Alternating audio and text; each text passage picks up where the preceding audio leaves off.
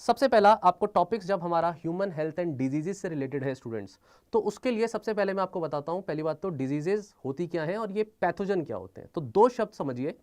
पहला शब्द होता है जिसे हम कहते हैं माइक्रोब और दूसरा शब्द होता है जिसे हम कहते हैं पैथोजन।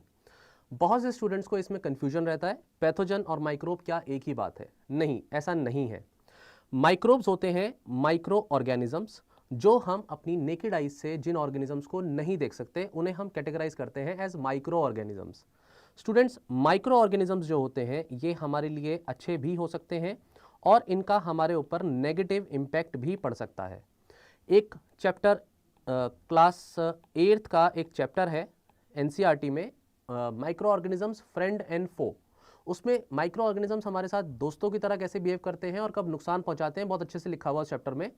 डिटेल में आप उस चैप्टर को वहाँ पढ़िएगा। मैं शॉर्ट में इस चीज़ को शॉर्ट में बता रहा हूँ कि जब जैसे हम कभी कुछ खाने की फूड की जो है चीज़ें बनाते हैं तो उसमें माइक्रो ऑर्गेनिजम्स का यूज़ होता है। जैसे कर्ड मेकिंग है तो उसमें क्या होता है, लैक्टोबैसिलस होता है जो हमें हेल्प करता है खाने को, जिसमें मिल्क को वो चर्न करके उसको कर्ड बना देता है।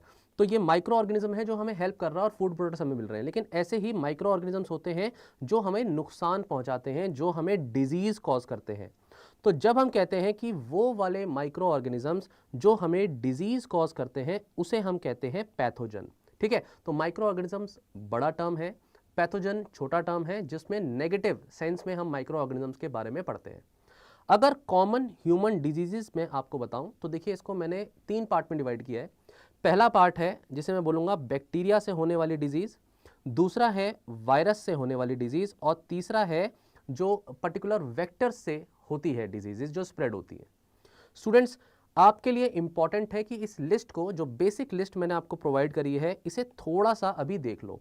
यूपीएससी क्या कर सकता है, एक क्वेश्चन बनाएगा और उस बेसिक क्वेश्चन में वो क्या काम करेगा, आपको क्लियरली पूछेगा कि कौन कौन सी डिजीजेज वायरस से होती हैं, कौन कौन सी पर्टिकुलर डिजीजेज हैं जो बैक्टीरिया से होती हैं, और ऑड वन आउट फाइंड करने के लिए बोलेगा, या उसमें से बोलेगा कि 1, 2 एंड 3, और हो सकता है वो 6 से 7 ऑप्शन दे दे, we never no.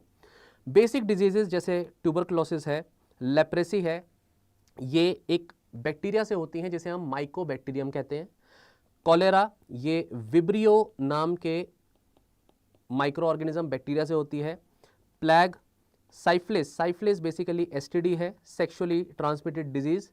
Anthrax, bacillus anthracis, bacillus नाम का बैक्टीरिया जब आप सुनते हो तो ये बैसिलस नाम आता है आपका बैक्टीरिया से रिलेटेड। ठीक है, तो ये ऑर्गेनिज्म जब सुनते हो तो बैक्टीरिया से रिलेटेड है।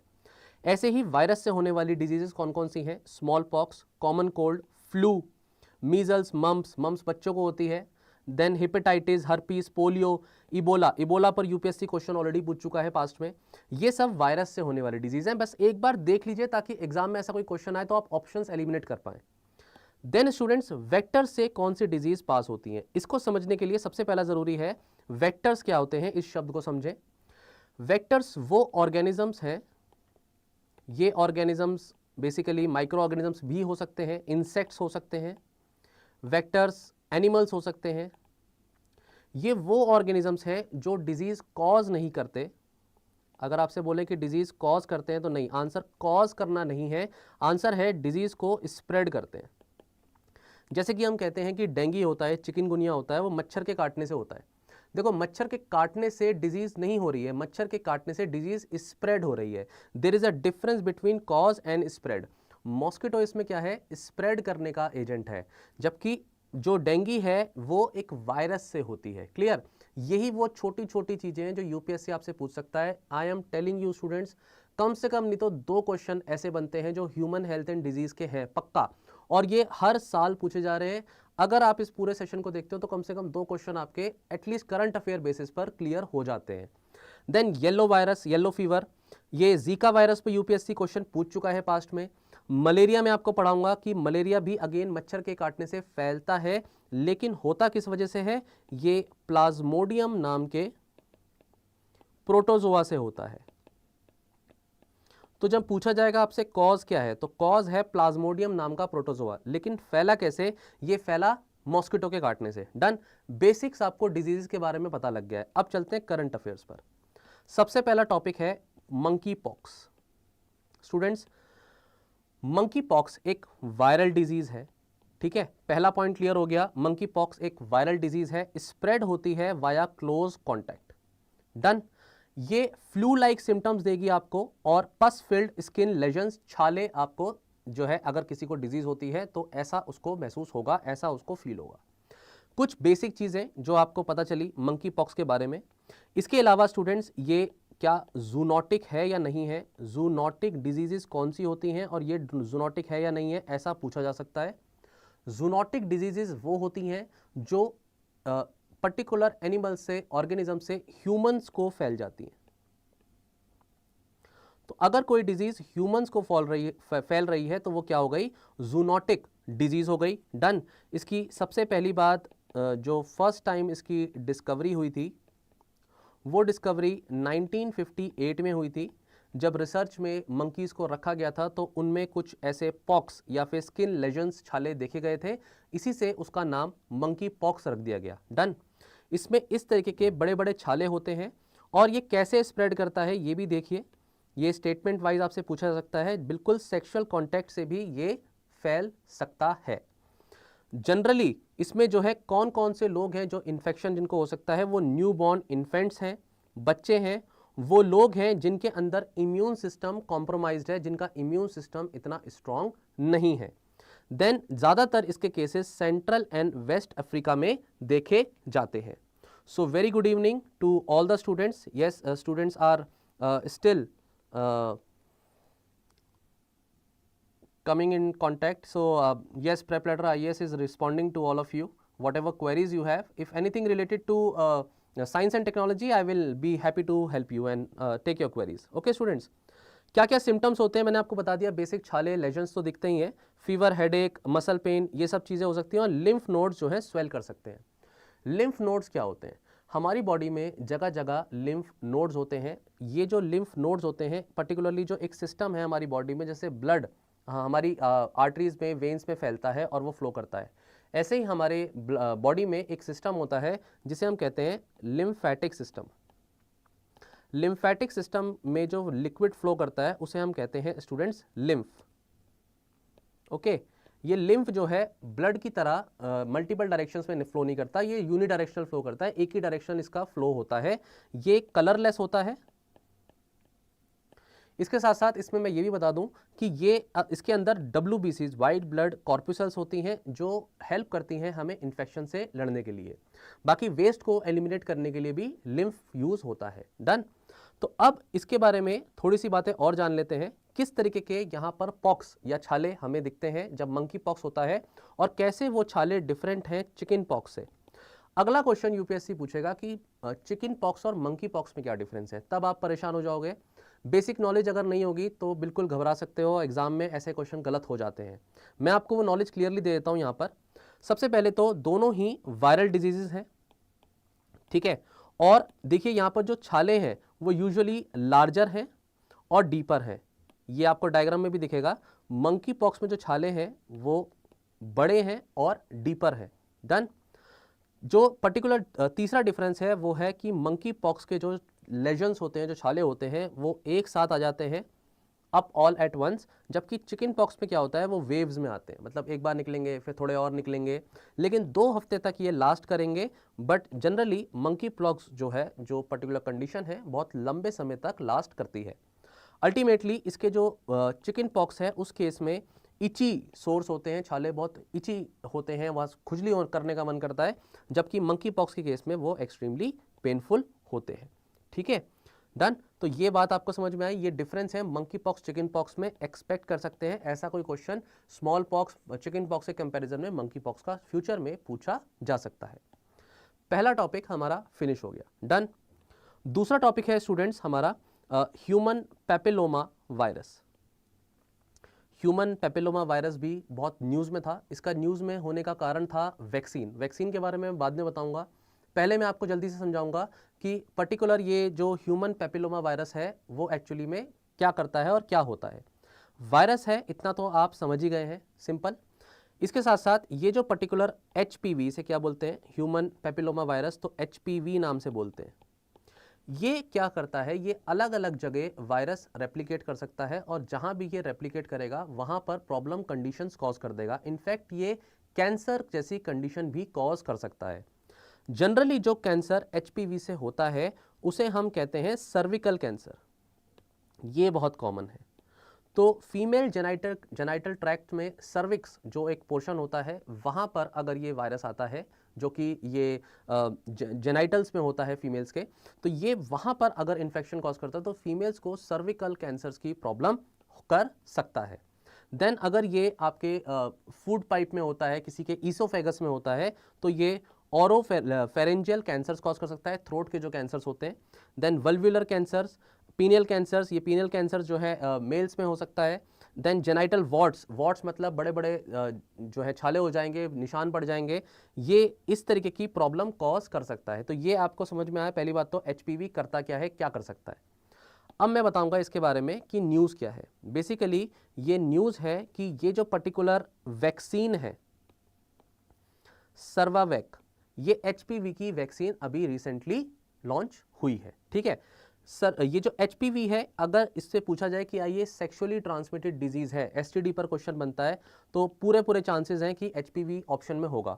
तो STD अगर ये है ऐसा पूछा जाए तो यस, ये सेक्सुअली ट्रांसमिटेड वायरस है। ये सेक्सुअली जो इंटरकोर्स होगा उसमें ये वायरस स्प्रेड कर सकता है सेक्सुअल कॉन्टैक्ट से। एंड जनरली सर्विकल कैंसर उसमें मेजर कैंसर का कारण है। अब इंडिया में सर्विकल कैंसर जो है वो अकाउंट होते हैं approximately 9.4% of the all the cancers, और 2020 के केसेस के हिसाब से 18.3% ऐसे नए केसेस सर्विकल कैंसर्स के देखे गए थे। तो इससे पता लगता है कि कितना ज़्यादा प्रॉब्लमेटिक है, कितना सीवियर है ये कंडीशन। इसको क्या प्रोटेक्ट कर सकते हैं, प्रिवेंट कर सकते हैं? The word here is prevention. तो इसमें आंसर है स्टूडेंट्स कि हाँ, इसको प्रिवेंट कर सकते हैं। प्यूबर्टी फीमेल्स में आने से पहले अगर हम चाहें तो इसके लिए वैक्सीनेशन अवेलेबल है ग्लोबली, और इसको प्रिवेंट किया जा सकता है। अब अगर एक क्वेश्चन बनता है कि वैक्सीन कौन कौन सी पर्टिकुलर डिजीज के लिए कमर्शियली अवेलेबल है, कौन सी डिजीज के लिए नहीं है, तो उसमें अगर HPV आता है तो आपको याद रखना है वैक्सीन HPV के लिए अवेलेबल है। अगर उसमें ऑप्शन आता है कि क्या HIV के लिए वैक्सीन अवेलेबल है commercially, the word here is commercial, तो आंसर है नहीं है। डन। सर्वावैक वैक्सीन के बारे में अब हम डिस्कस करेंगे। जल्दी से छोटे छोटे पॉइंट्स हैं, कुछ मैं बता देता हूं आपको। सबसे पहला पॉइंट इसमें यह है स्टूडेंट्स, सबसे पहला पॉइंट इसमें यह है कि ये जो पर्टिकुलर वैक्सीन है ये फर्स्ट क्वाड्रीवेलेंट HPV वैक्सीन है। क्वाड्रीवेलेंट का यहाँ पर क्या मतलब हुआ? इसका मतलब ये हुआ कि 4 तरीके के स्ट्रेन्स हैं, और उन 4 तरीके के स्ट्रेन्स से हमें ये पर्टिकुलर वैक्सीन प्रोटेक्शन दे सकती है।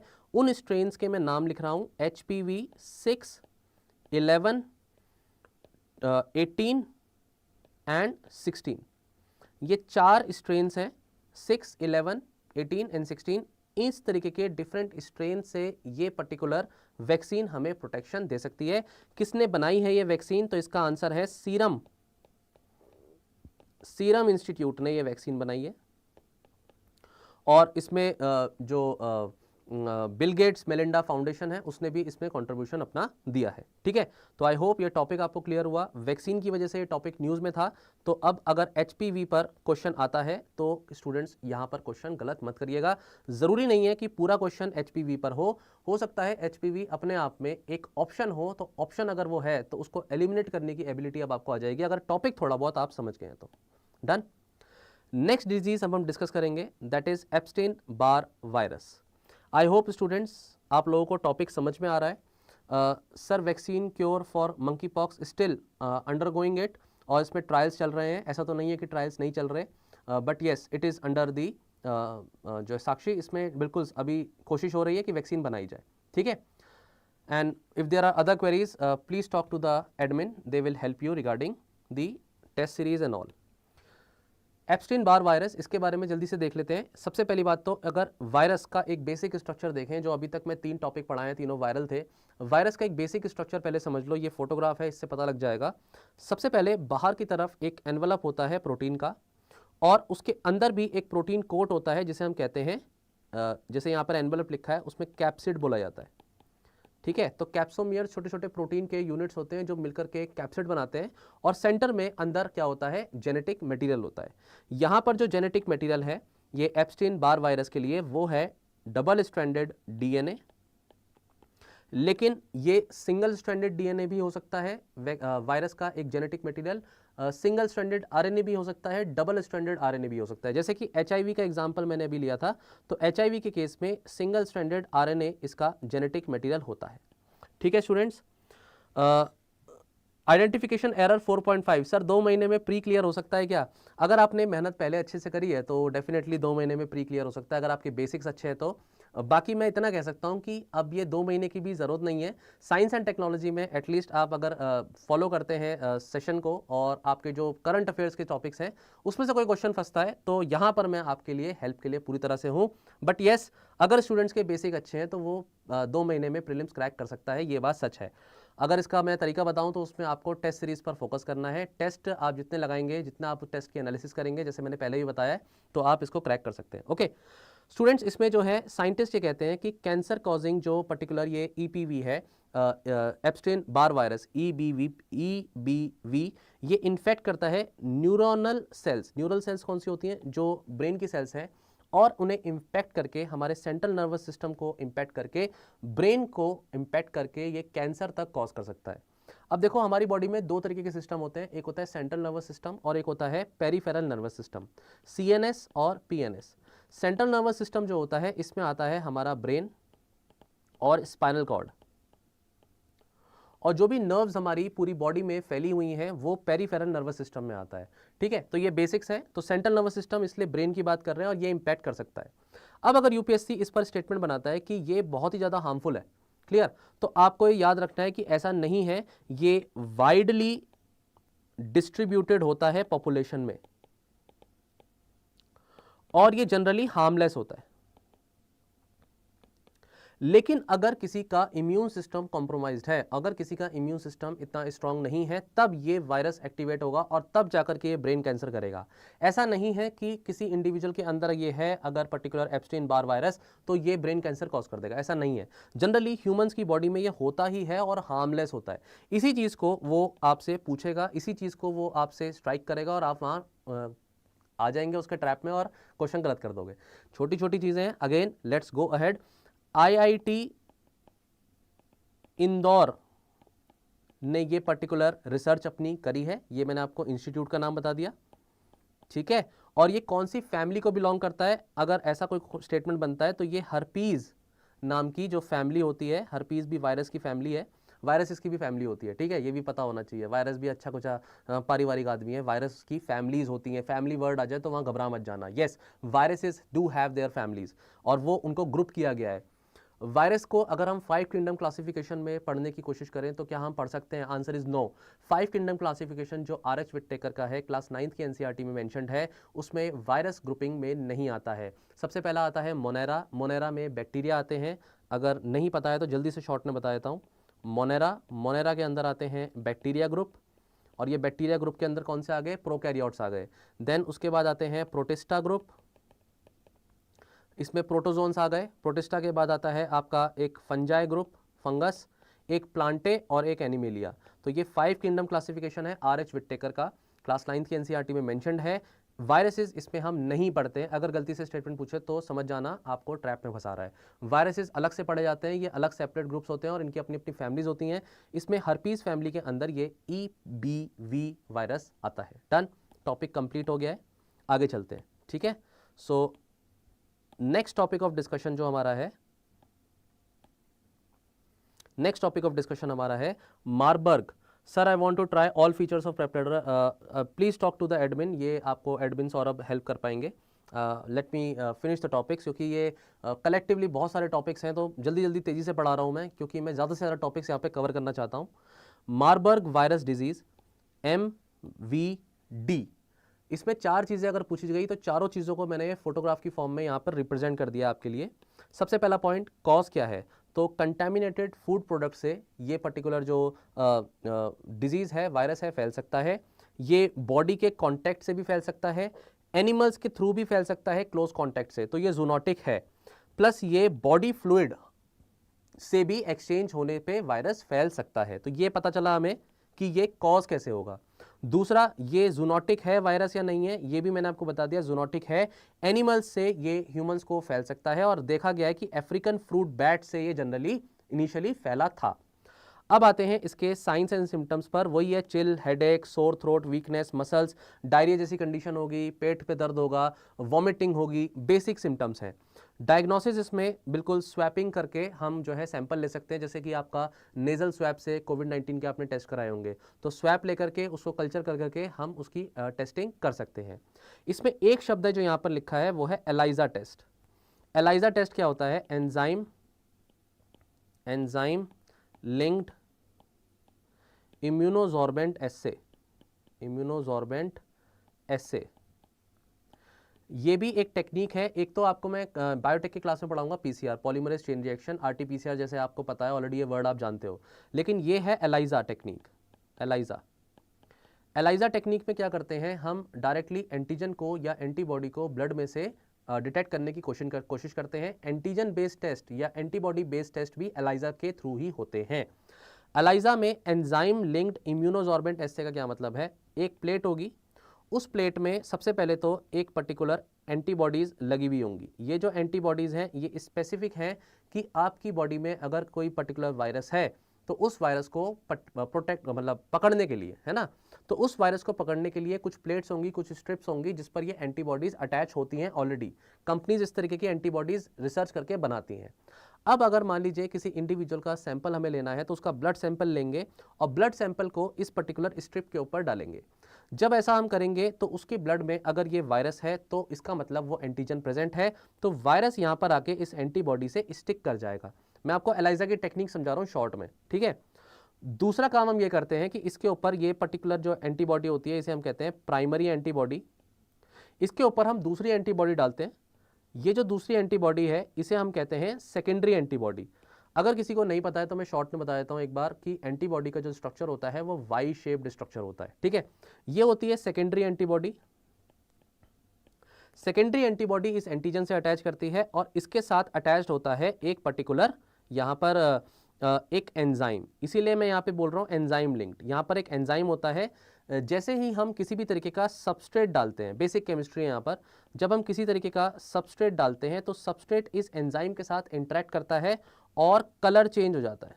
कलर चेंज, जैसे ही कलर चेंज होता है तो इसका मतलब जो लैब में ये टेस्ट कर रहा है उसको देखते ही पता लग जाता है कलर चेंज हुआ, येलोइश हो गया, पिंकिश हो गया, इसका मतलब इस पर्सन के सैंपल में ये पर्टिकुलर वायरस है। और आंखों से देख करके हम बता सकते हैं कि हाँ भाई तुम क्या हो, इम्पैक्टेड हो, अफेक्टेड हो। तो ये 15-20 मिनट में टोटल पूरा का पूरा टेस्ट हो जाता है। तो ये एलाइजा बेस्ड टेस्ट है।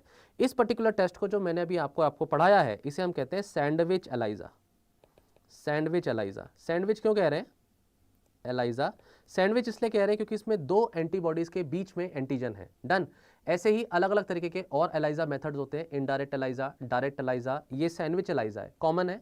एलाइजा शब्द समझा दिया है। पीसीआर, आरटीपीसीआर, एलाइजा, ऐसी टेक्निक्स पर, डायग्नोस्टिक किट्स पर यूपीएससी क्वेश्चन पूछ सकता है, बी प्रिपेयर्ड। डन। एलाइजा की फुल फॉर्म याद रखना, एंजाइम लिंक्ड इम्यूनोजॉर्बेंट एस्से, एंटीजन या एंटीबॉडी डिटेक्ट करने के लिए। डन। मार्बर्ग वायरस डिजीज आपको समझ में आ गया। अब इसकी थोड़ी सी डिटेलिंग। घाना में सबसे पहली बार ये सस्पेक्ट किया गया था particular viral disease. Viral disease है, मैंने आपको बता ही दिया है। इसमें फर्टिलिटी रेशियो मतलब आदमी के मरने के चांसेस कितने हैं? 88% है। मतलब ये बहुत ही ज़्यादा फेटल है, याद रखना इस बात को। इबोला की ही सेम फैमिली ऑफ वायरस को ये बिलोंग करता है। तो इबोला पर क्वेश्चन आ चुका है, तो यहाँ पर भी हम क्वेश्चन एक्सपेक्ट कर सकते हैं। पहली बार आइडेंटिफाई 1967 में जर्मनी के मार्बर्ग नाम के शहर में हुआ था, इसलिए इसका नाम मार्बर्ग वायरल डिजीज रखा गया है। और फ्रूट बैट से ये फैलता है, जूनोटिक है, इसलिए ये पॉइंट इंपॉर्टेंट हो जाता है, यूपीएससी स्टेटमेंट बना सकती है। तो ये टेरिडोप्टिडे फैमिली नाम के बैट्स की ये फैमिली का ये नाम है। इसमें इस पर्टिकुलर नाम से हम ये कह सकते हैं कि ये फैलता है और इन बैट्स से ये स्प्रेड होता है। ह्यूमन टू ह्यूमन ट्रांसमिशन भी पॉसिबल है। कोई वैक्सीन नहीं है, एंटीवायरल ट्रीटमेंट अप्रूव हो गए हैं, अप्रूव नहीं हुए हैं, कुछ पता नहीं है अभी, और ये स्टिल अंडर ट्रायल्स हैं। डन। चीज़ें बहुत सारी ट्रायल्स में होती है लेकिन कमर्शियली मार्केट होना ज़रूरी होता है। ट्रायल्स तो पूरी दुनिया में हर जगह चलते हैं, ठीक है।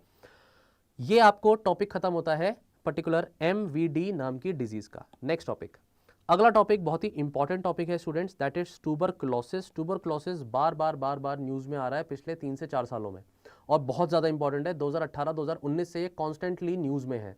मैं बताता हूँ इसका कारण क्या है। इसका कारण यह है कि WHO ने 2018 के सैंपल्स लेकर के 2019 में रिपोर्ट जारी करी थी, जिसमें उन्होंने बोला था कि इंडिया में बहुत ज़्यादा केसेस हैं। इंडिया ने भी अपनी जो रिपोर्ट निकाली थी, ये particular ministry of health and family welfare की जो रिपोर्ट थी, उस रिपोर्ट के हिसाब से भी एक्सेप्टेबल था कि येस, इंडिया में अप्रॉक्सीमेटली 1.8 मिलियन टीबी के केसेस हैं 2020 के हिसाब से, ठीक है। और इसके बाद अगर आप देखिए कि ग्लोबल, कुछ फैक्ट्स दे रहा हूं जल्दी से आपको, ग्लोबल टीबी रिपोर्ट आती है 2020 की। ये रिपोर्ट भी कहती है कि इंडिया यस लीड कर रहा है, इंडिया एज अ कंट्री पूरा का पूरा लीड कर रहा है ट्यूबरक्लोसिस के केसेस में, ट्यूबरक्लोसिस के बर्डन को लेकर के। एंड WHO का डाटा भी दे देते हैं आपको, 1.5 मिलियन पीपल यहाँ पर दे डाई ईच ईयर, ये ग्लोबल है, ठीक है। WHO के हिसाब से इतने लोग तो मर ही रहे हैं, और इंडिया में 1.8 मिलियन केसेस हैं, और सबसे ज़्यादा मरने वाले जो लोग हैं वो इंडिया से ही हैं। तो ये सब चीज़ें सुनकर के क्या है कि हमारी जो है ना गवर्नमेंट बहुत ज़्यादा इसमें इनिशिएटिव ले चुकी है ट्यूबरक्लोसिस को एलिमिनेट करने के लिए। इसलिए ये टॉपिक बहुत इंपॉर्टेंट है, फ्यूचर में कभी भी इस पर क्वेश्चन बन सकता है। इनफैक्ट आप मेंस में भी कोई बड़ा क्वेश्चन कम्युनिकेबल डिजीज पर एक्सपेक्ट कर सकते हैं, तब भी आपको ट्यूबरक्लोसिस को कोट करना होगा। WHO अपनी रिलीज करती हैं गाइडलाइंस जो national strategic planning NSP for tuberculosis से रिलेटेड है। अब NSP क्या है, NSP बता देते हैं। इसको मैं थोड़ा सा क्लीन कर रहा हूँ अब students, I am cleaning the slides, ठीक है। आई होप आपने नोट कर लिया होगा। जल्दी से डिस्कस करते हैं NSP क्या है, ठीक है। तो NSP क्या है, ये अपना की डॉक्यूमेंट देती है, और ये जो की डॉक्यूमेंट देती है वो सभी तरीके के स्टेक होल्डर्स के लिए है, that how to address the TB epidemic. Done. तो ये स्ट्रैटेजी प्रोवाइड करती है। अब टीबी के रिस्पेक्ट में बेसिक चीज़ें पहले पढ़ लेते हैं, उसके बाद टीबी के जो इनिशिएटिव है वो भी देख लेंगे। टीबी के बारे में पहले मैं बता देता हूँ, ये बैक्टीरियल डिजीज़ है। कैसे फैलती है, एक बैक्टीरिया से फैलती है। बैक्टीरिया का नाम पता होना चाहिए, नाम है माइकोबैक्टीरियम ट्यूबरकुलोसिस। माइकोबैक्टीरियम ट्यूबरकुलोसिस ये पर्टिकुलर इस बैक्टीरिया का नाम है। तो माइकोबैक्टीरियम वर्ड आएगा, ट्यूबरकुलोसिस शायद ना आए। पूरे नाम में जो दो नाम होते हैं, जनरली आप साइंटिफिक नेम जब देखते हैं तो पहला नाम जो होता है उसे हम जीनस कहते हैं, दूसरा नाम जो होता है उसे हम स्पीसीज कहते हैं। जीनस और स्पीसीज अलग अलग लिखे जाते हैं। जीनस जो होता है वो कैपिटल लेटर से लिखा जाता है, स्पीसीज स्मॉल लेटर से लिखा जाता है। ये भी एक साइंटिफिक नाम लिखने का तरीका होता है, इस पे भी स्टेटमेंट बन सकते हैं। UPSC का कोई भरोसा नहीं है, ठीक है। चलो आ गया। तुम्हें एक लाइन में 1 मिनट लगता है बस सीखने में, 2 मिनट 1 मिनट लगता है चीज़ों को समझने में। बात है सुनने की, समझने की। एक बार बैठ करके सीख लो, काफ़ी हो जाता है। Vicky very good evening. Yes, test and discussion अगर एंड हो गए हैं तो एडमिन से मैं रिक्वेस्ट करूंगा कि वो स्टूडेंट्स की क्वेरी को एड्रेस करें। यहाँ पर I am teaching the topics regarding the science and technology, and I will take your queries timely, जैसे भी आप पूछेंगे मुझसे। सबसे पहले ट्यूबरक्लोसिस के बारे में बात करते हैं, वो स्प्रेड कैसे करता है। कॉज मैंने बता दिया, स्प्रेड होने का तरीका है एयर। तो मोड ऑफ जो ट्रांसमिशन है वो एयर है। मोड ऑफ ट्रांसमिशन पर UPSC पास्ट में क्वेश्चन पूछ चुका है, ठीक है। ये जो मोड्स हैं ये एयर हो सकता है, वाटर हो सकता है, कंटामिनेटेड फूड हो सकता है, सेक्सुअली ट्रांसमिटेड डिजीज हो सकती हैं। अलग अलग तरीके के मोड्स होते हैं जिससे डिजीज स्प्रेड होती है। ट्यूबरक्लोसिस एयर से स्प्रेड होती है। टीबी, कफ, स्नीजिंग और स्पिटिंग ये इसके बेसिक सिम्टम्स होते हैं। जब भी एक आदमी टीबी का मरीज खांसता है तो उसको उसके जो एरोसोल्स निकलते हैं, ड्रॉपलेट्स निकलती हैं, अगर दूसरा कोई इनहेल कर लेता है तो उसको भी वो ट्यूबरक्लोसिस हो सकता है। एक बात जानकर के आपको बहुत हैरानी होगी स्टूडेंट्स की मैक्सिमम जो लोग हैं हमारी कंट्री में उनके अंदर ये टीबी का बैक्टीरिया ऑलरेडी होता है, लेकिन ये टीबी का बैक्टीरिया एक्चुअली में एक्टिव नहीं होता। क्योंकि हमारी बॉडी का इम्यून सिस्टम बहुत अच्छा होता है, इसलिए टीबी का बैक्टीरिया एक्टिव नहीं होता। अगर किसी इंडिविजुअल को HIV हो जाता है, और उस केस में अगर हम देखें तो HIV होने के बाद हमारी इम्यून सिस्टम जो होता है, क्योंकि हमारा इम्यून सिस्टम वीक हो जाता है, तो वीक होने की वजह से होता यह है कि जो ट्यूबरक्लोसिस है उसका बैक्टीरिया एक्टिव हो जाता है, और इसकी वजह से लोगों की डेथ HIV से तो बाद में होगी, ट्यूबरक्लोसिस से पहले हो जाती है। तो HIV और ट्यूबरक्लोसिस दोनों इंटर रिलेटेड है, ठीक है। टीबी कितने तरीके के होते हैं? टीबी क्या सिर्फ लंग्स का ही है? तो 90% स्टूडेंट्स आप लोग मुझे पता यही बोलेंगे कि टीबी तो सर लंग की बीमारी है। ऐसा नहीं है, टीबी जॉइंट्स में भी हो सकता है, बोन्स के। तो ये एक चीज़ है जिस पर यूपीएससी आपको परेशान कर सकता है स्टेटमेंट में। मैक्सिमम केसेस 80 to 90% जो है टीबी के केसेस डेफिनेटली वो पल्मोनरी हैं, लंग से रिलेटेड है, लेकिन एक्स्ट्रा पल्मोनरी अदर ऑर्गन्स में भी ट्यूबरक्लोसिस का बैक्टीरिया हो सकता है, नुकसान पहुंचा सकता है। Remember this point. डन, सुन लिया, बस काफ़ी है, इससे ज़्यादा डिटेल में जाना नहीं है। क्या इसके लिए कोई वैक्सीन है? Answer is yes. बीसीजी नाम की वैक्सीन है, ये अवेलेबल है मार्केट में। बचपन से बच्चे को ये बीसीजी की वैक्सीन लगाई जाती है, आप लोगों को भी लगी होगी। बीसीजी की वैक्सीन जो है ये ट्यूबरक्लोसिस के लिए है, ये याद रखना, ठीक है। प्लस ये स्प्रेड हो सकता है, ये जो मैंने बता दिया क्लोज कॉन्टैक्ट से आदमी छींक रहा है, खांस रहा है, उससे कॉन्टैक्ट से ये फैल सकता है। और flu like symptoms, skin lesions, इस तरीके की चीज़ें भी ट्यूबरक्लोसिस में हो सकती हैं। डन। अब आते हैं इसकी पर्टिकुलर जो वैक्सीन के रिस्पेक्ट में जो बातें बतानी है मुझे कि 1921 में ये इस तरीके की वैक्सीन फ्रांस में पहली बार बनाई गई और 1948 में ये इंडिया के अंदर इंट्रोड्यूस करी गई।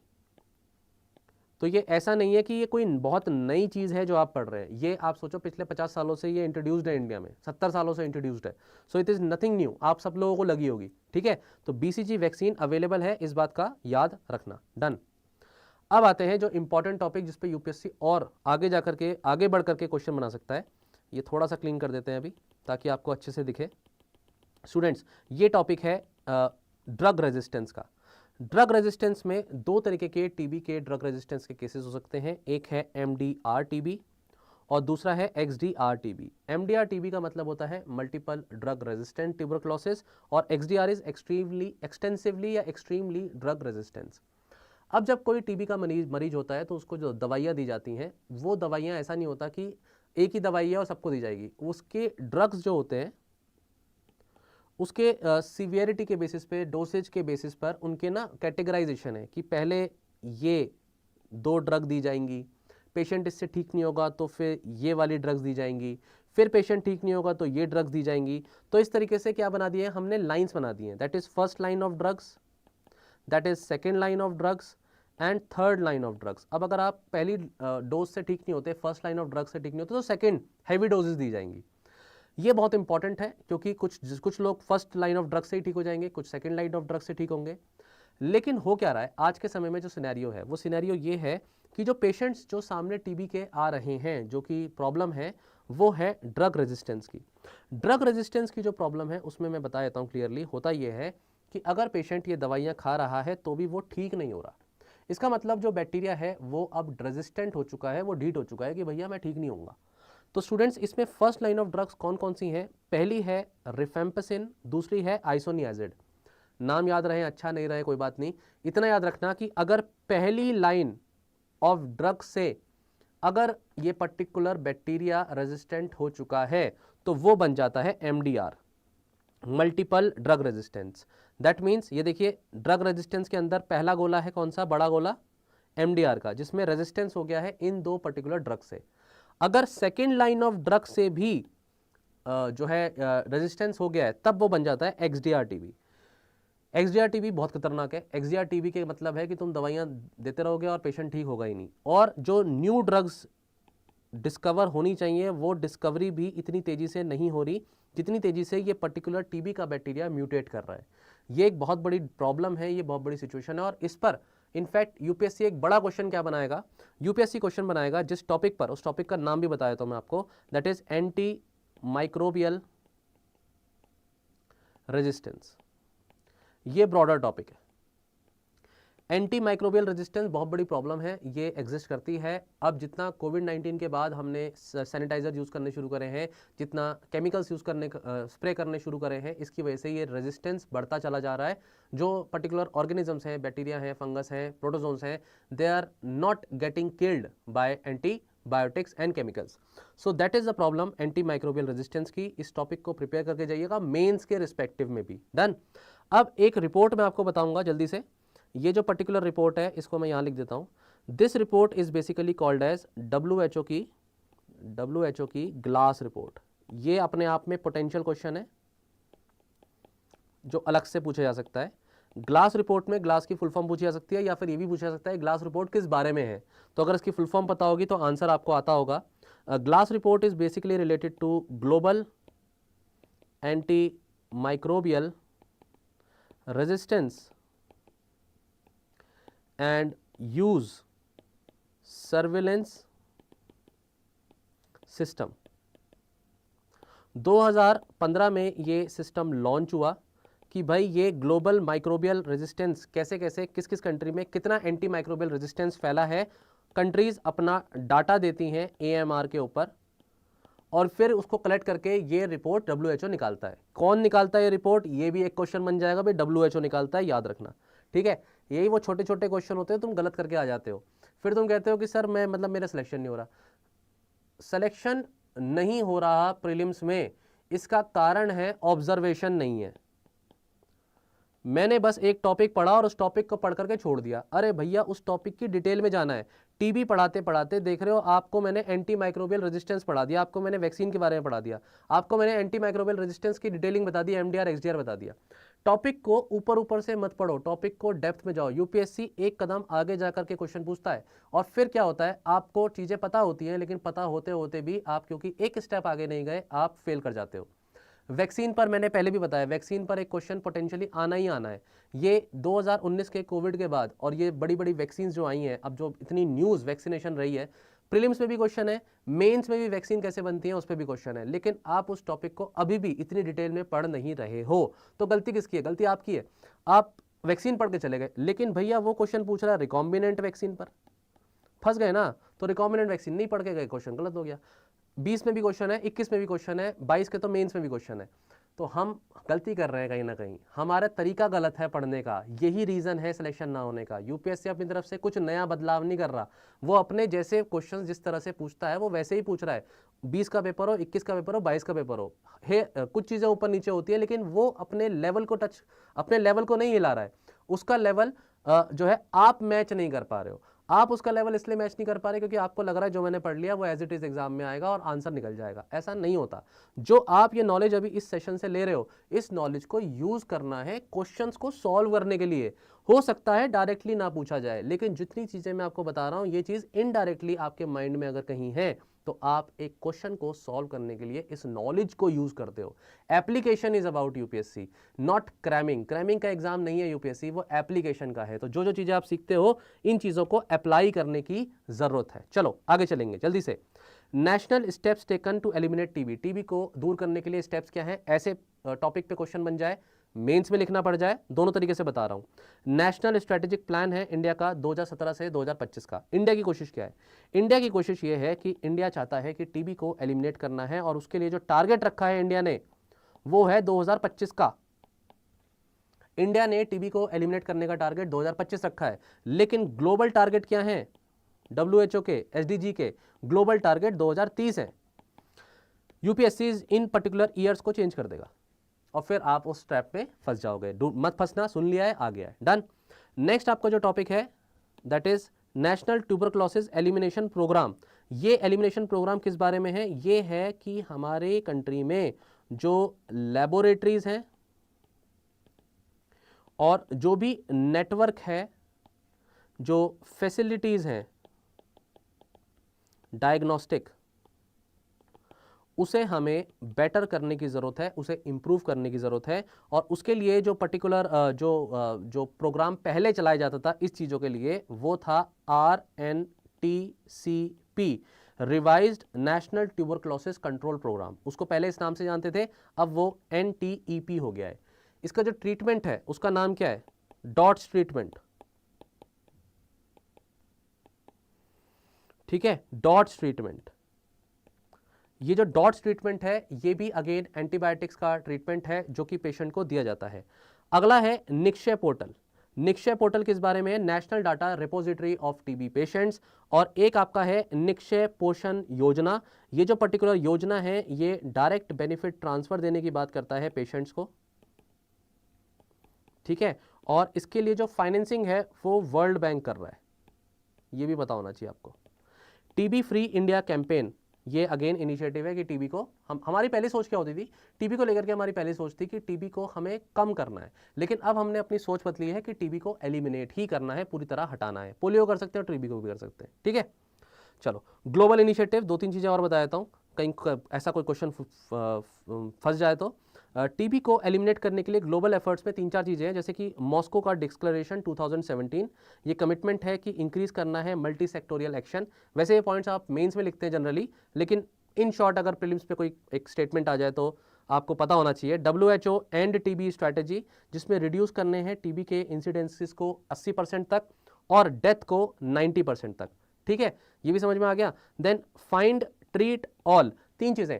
पहले लोगों को ढूंढो कि किसको टीबी है, देन उसको ट्रीट करो और सब तक ये बात पहुंचनी चाहिए। End TB, done. तो ये कुछ इनिशिएटिव्स हैं, ये ग्लोबल लेवल पर एफर्ट्स हैं, डन। चलो अगला टॉपिक। अच्छा, एक रिपोर्ट है इसमें WHO की 2022 की, जिसकी वजह से टॉपिक बहुत हाईलाइट हुआ है, वो भी बता देता हूँ। उसका डाटा है कुछ, ये डाटा के रिस्पेक्ट में आप इंट्रोडक्शन में लिखो, मेंस में या प्रीलिम्स में पूछा जाए, थोड़ा सा बातें जो बता देता हूँ। डेथ जो है वो इंक्रीज कर गई है। अगर स्टेटमेंट दे कि ये रिपोर्ट कहती है कि डेथ का नंबर डिक्रीज हो गया है, तो आंसर गलत है। इंक्रीज कर गया है 2019-21 में कोविड-19 के बाद, और इसमें लिखा भी है एट्रीब्यूटेड टू कोविड-19 पैंडेमिक। अराउंड 10.6 मिलियन पीपल हैं जो डायग्नोस होते हैं 2021 में, और ये 4.5% इंक्रीज है। टीबी के रिस्पेक्ट में ये भी बोला जाता है कि सेकेंड लीडिंग इन्फेक्शियस किलर भी है आफ्टर कोविड-19। सो इंपॉर्टेंट पॉइंट है, इस रिपोर्ट के रिस्पेक्ट में कुछ पूछा जाए तो वो भी आपको आ गया। इंडिया स्पेसिफिक फाइंडिंग्स ये है कि 28% टीबी के केसेस जो हैं इंडिया में हैं, और हाईएस्ट टीबी पेशेंट्स काउंट है। गैप है बहुत बड़ा। कैसा गैप है? टीबी का इंसिडेंस होना और उसका रिपोर्ट होना। मतलब हो सकता है बहुत से लोग हैं जिनको टीबी होता भी है, लेकिन वो जाकर के ये बात बताते ही नहीं कि उनको वो टीबी के पेशेंट भी है, उन्हें ट्रीटमेंट भी चाहिए। ये जो गैप है इंडिया में हाईएस्ट है 24% का, और India is among the 3 countries that are accounted for the most reduction in 2020। मतलब इंडिया उनमें से भी है, टॉप 3 में भी आती है, जिसने टीबी के केसेस को कम भी किया है। तो ये आपका जो है पर्टिकुलरली इंडिया इसमें रिडक्शन करने में 2020 के डाटा के हिसाब से टॉप 3 में आ रही है। छोटी मोटी चीज़ें, आई होप आपको समझ में आ रहा है। कुछ क्वेरीज हैं स्टूडेंट्स की। Where to get the PDF of this? Ashok, I will ensure कि ये आपको जो है चीज़ें मिल जाएं, ठीक है। सो आई लेट यू नो, ये आपको डिस्क्रिप्शन में अगर हम प्रोवाइड कर सकेंगे, या फिर हम आपको I will ask the team कि वो कैसे प्रोवाइड करेंगे लेक्चर की PDF। I will talk to the team, ठीक है। वीडियोस अपलोड करो ऐप पे, ड्रामा बंद करो। देखो जो भी आपका नाम है पूरा मुझे नहीं समझ में आ रहा है, पैसे लेके फ्रॉड मत करो। जो भी आप इस तरीके की लैंग्वेज यूज़ कर रहे हो, it is not expected out of you. आपकी कोई भी कंसर्न है वो आप एडमिन टीम से बात कर लीजिए। इट इज़ नॉट एक्सपेक्टेड कि आप ये सब बातें यहाँ पर लिखेंगे, ठीक है। बाकी वीडियोस को बनाना वो टीचर की जिम्मेदारी है, टीचर्स अपना काम कर रहे हैं। वीडियोस बनने के बाद अपलोडिंग होना और उसकी एडिटिंग होना वो टीम करती है, और उस पर बहुत टाइम लगता है। तो अगर आपकी कोई क्वेरी है तो आप एडमिन से बात करिए, इस तरीके की लैंग्वेज आप यूज़ मत करिए सेशन में। साइंस एंड टेक्नोलॉजी से रिस्पेक्ट में कोई अगर पर्टिकुलर डाउट है तो स्टूडेंट्स आप जरूर पूछिए। I am here to help you only. मैं ये टॉपिक आपको पढ़ा रहा हूँ और कम समय में इतनी सारी चीज़ें पढ़ा रहा हूँ, इसलिए पढ़ा रहा हूं ताकि आपको अगर ऐसा कोई भी क्वेश्चन एग्जाम में फंसता है तो एटलीस्ट आपको वो हेल्प हो सके। Done. So good wishes to you, thank you so much. और भी कोई स्टूडेंट है, अगर किसी को ऐसा लगता है कि कुछ बहुत गलत हो रहा है तो just talk to the admin, but I request you now to avoid writing some lewd comments, okay. Tomato flu, next topic is tomato flu. It has been reported from Kerala, Tamil Nadu, Haryana and Orissa कि ये पर्टिकुलर इस तरीके का flu जो है spread हो रहा है, ये वायरस कॉज कर रहा है, ठीक है। Show symptoms similar to those of कोविड-19, ऐसा है। तो अगर ऐसा कोई स्टेटमेंट आए तो याद रखिएगा यस, लेकिन अगर वो आपसे पूछता है कि ये SARS-CoV-2 से रिलेटेड है तो आंसर होगा नो, ये SARS-CoV-2 से रिलेटेड नहीं है। तो ऐसी गलती नहीं करेंगे स्टूडेंट्स, ठीक है। There is no specific treatment और वैक्सीन, ये बात याद रखना, इसका कोई पर्टिकुलर वैक्सीन नहीं है, क्योंकि वो क्या करेगा, वैक्सीन कौन सी डिजीज की है कौन सी नहीं है, जैसे मैंने अभी पीछे क्वेश्चन बताया उसमें 5-6 अजीब अजीब से नाम दे देगा।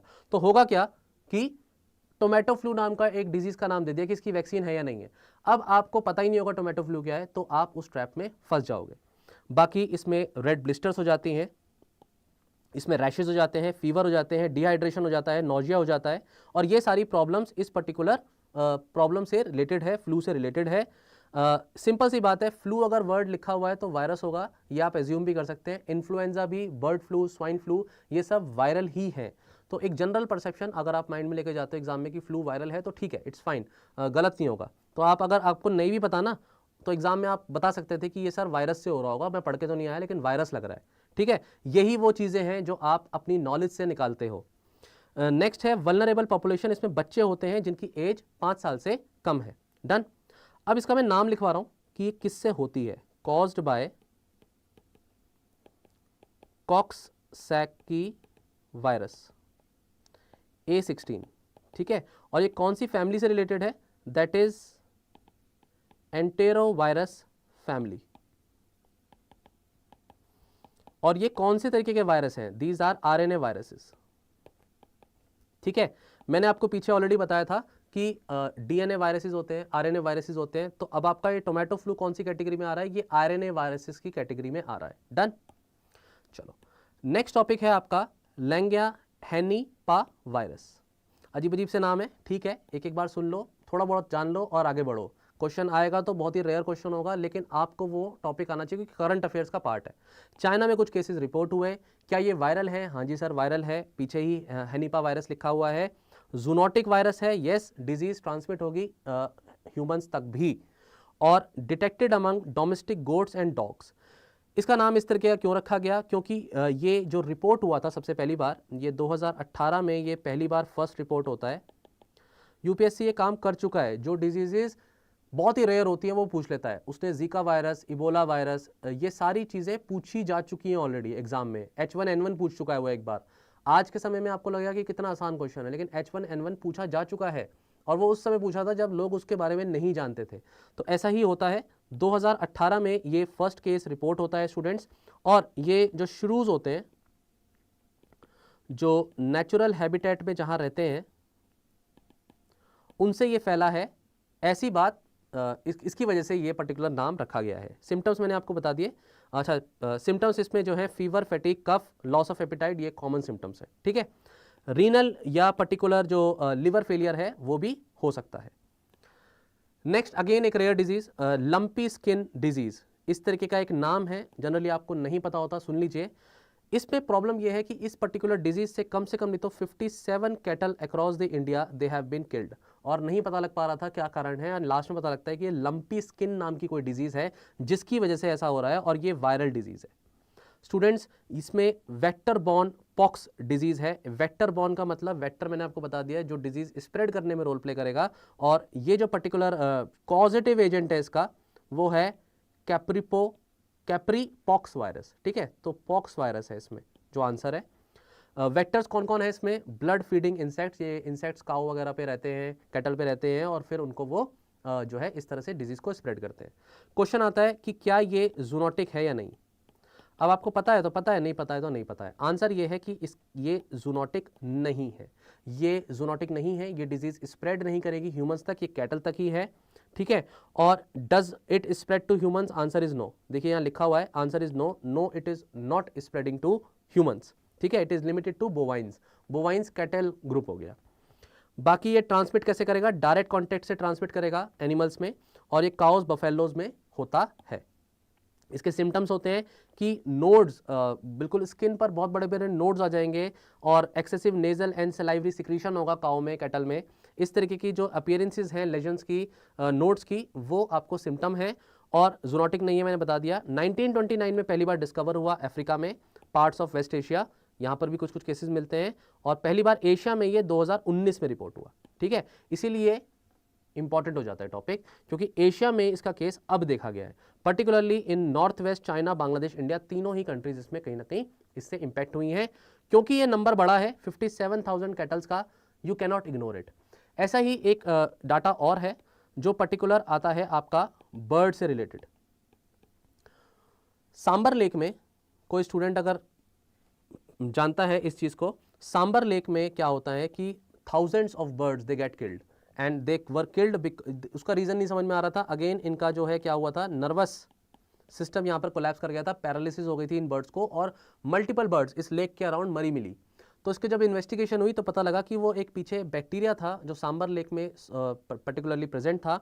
उस बैक्टीरिया का नाम था क्लॉस्ट्रीडियम।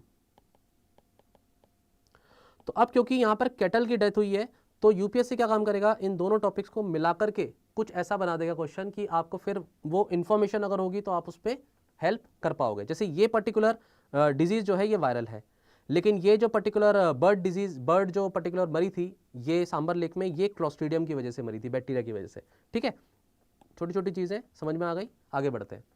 न्यूज़ में इसलिए भी है क्योंकि अब एक वैक्सीन बना दी गई है और इस वैक्सीन का नाम है लंपी प्रोवैक इन वैक्सीन।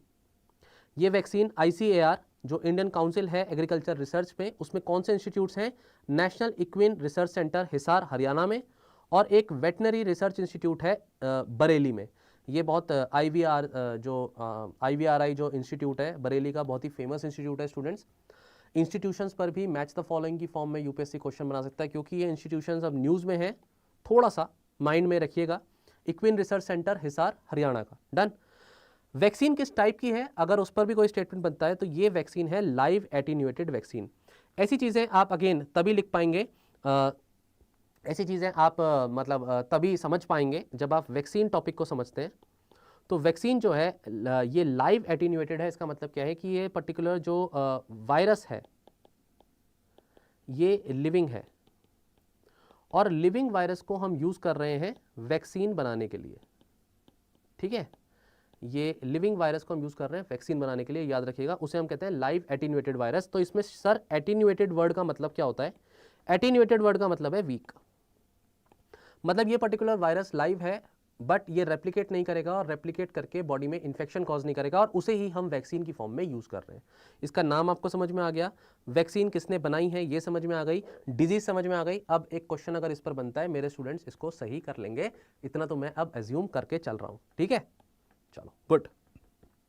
अगला टॉपिक, एक बहुत ज़्यादा न्यूज़ चल रही है आज के डेट में, बहुत ही ज़्यादा न्यूज़ चल रही है, और आप लोगों को भी घर वालों ने बोला होगा भैया बच के रहो अपना। H3N2 किसी ने सुनी है? ये न्यूज़ चल रही है अभी। क्या न्यूज़ चल रही है जरा जल्दी से कमेंट में कोई बताए। Biotech lectures will be uploaded soon and they have already been recorded by me, so Utkarsh it will be uploaded soon, that's what I can say, okay, they have been recorded already.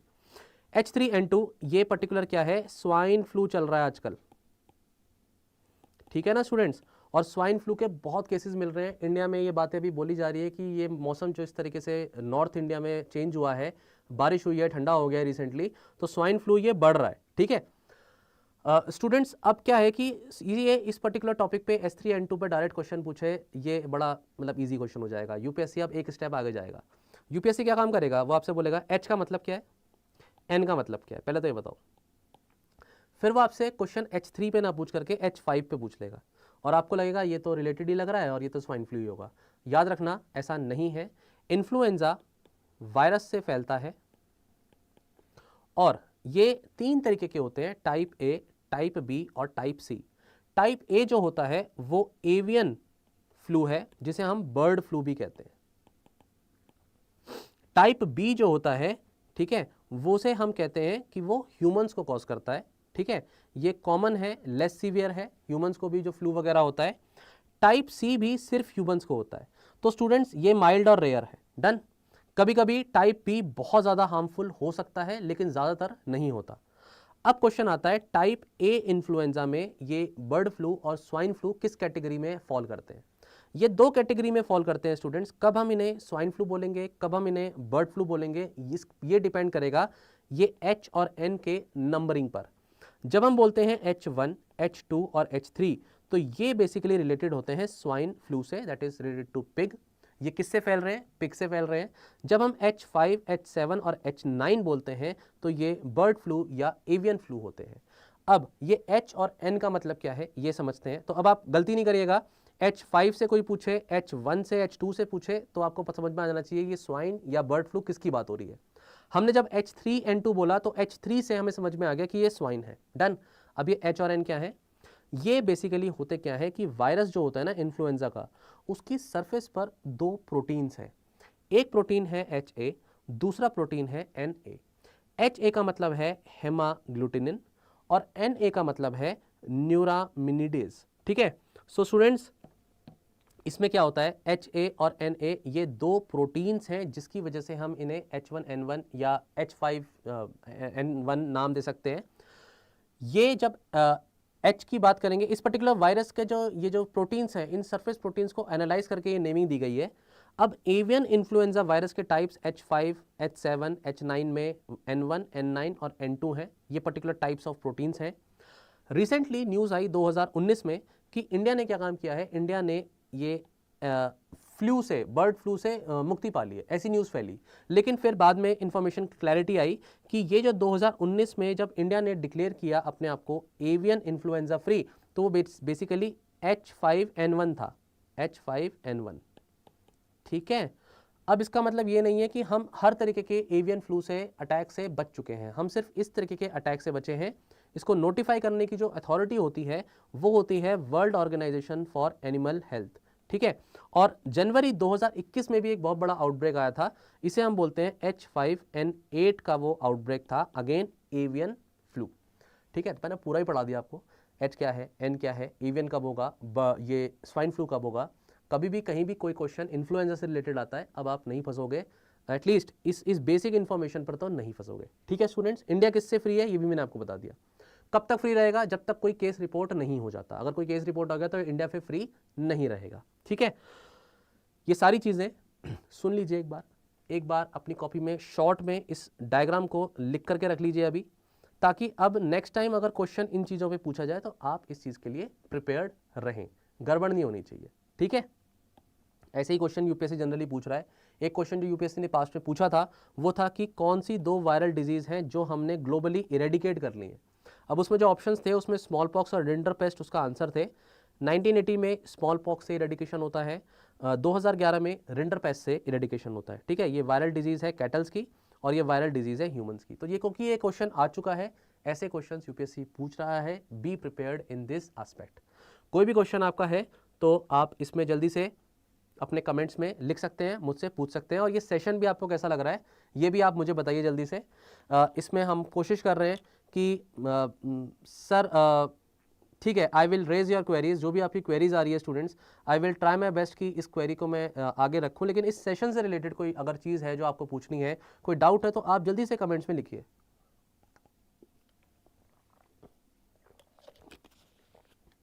Utkarsh, make long video on PT for this year prelims in English. Okay, all right, in English. All right.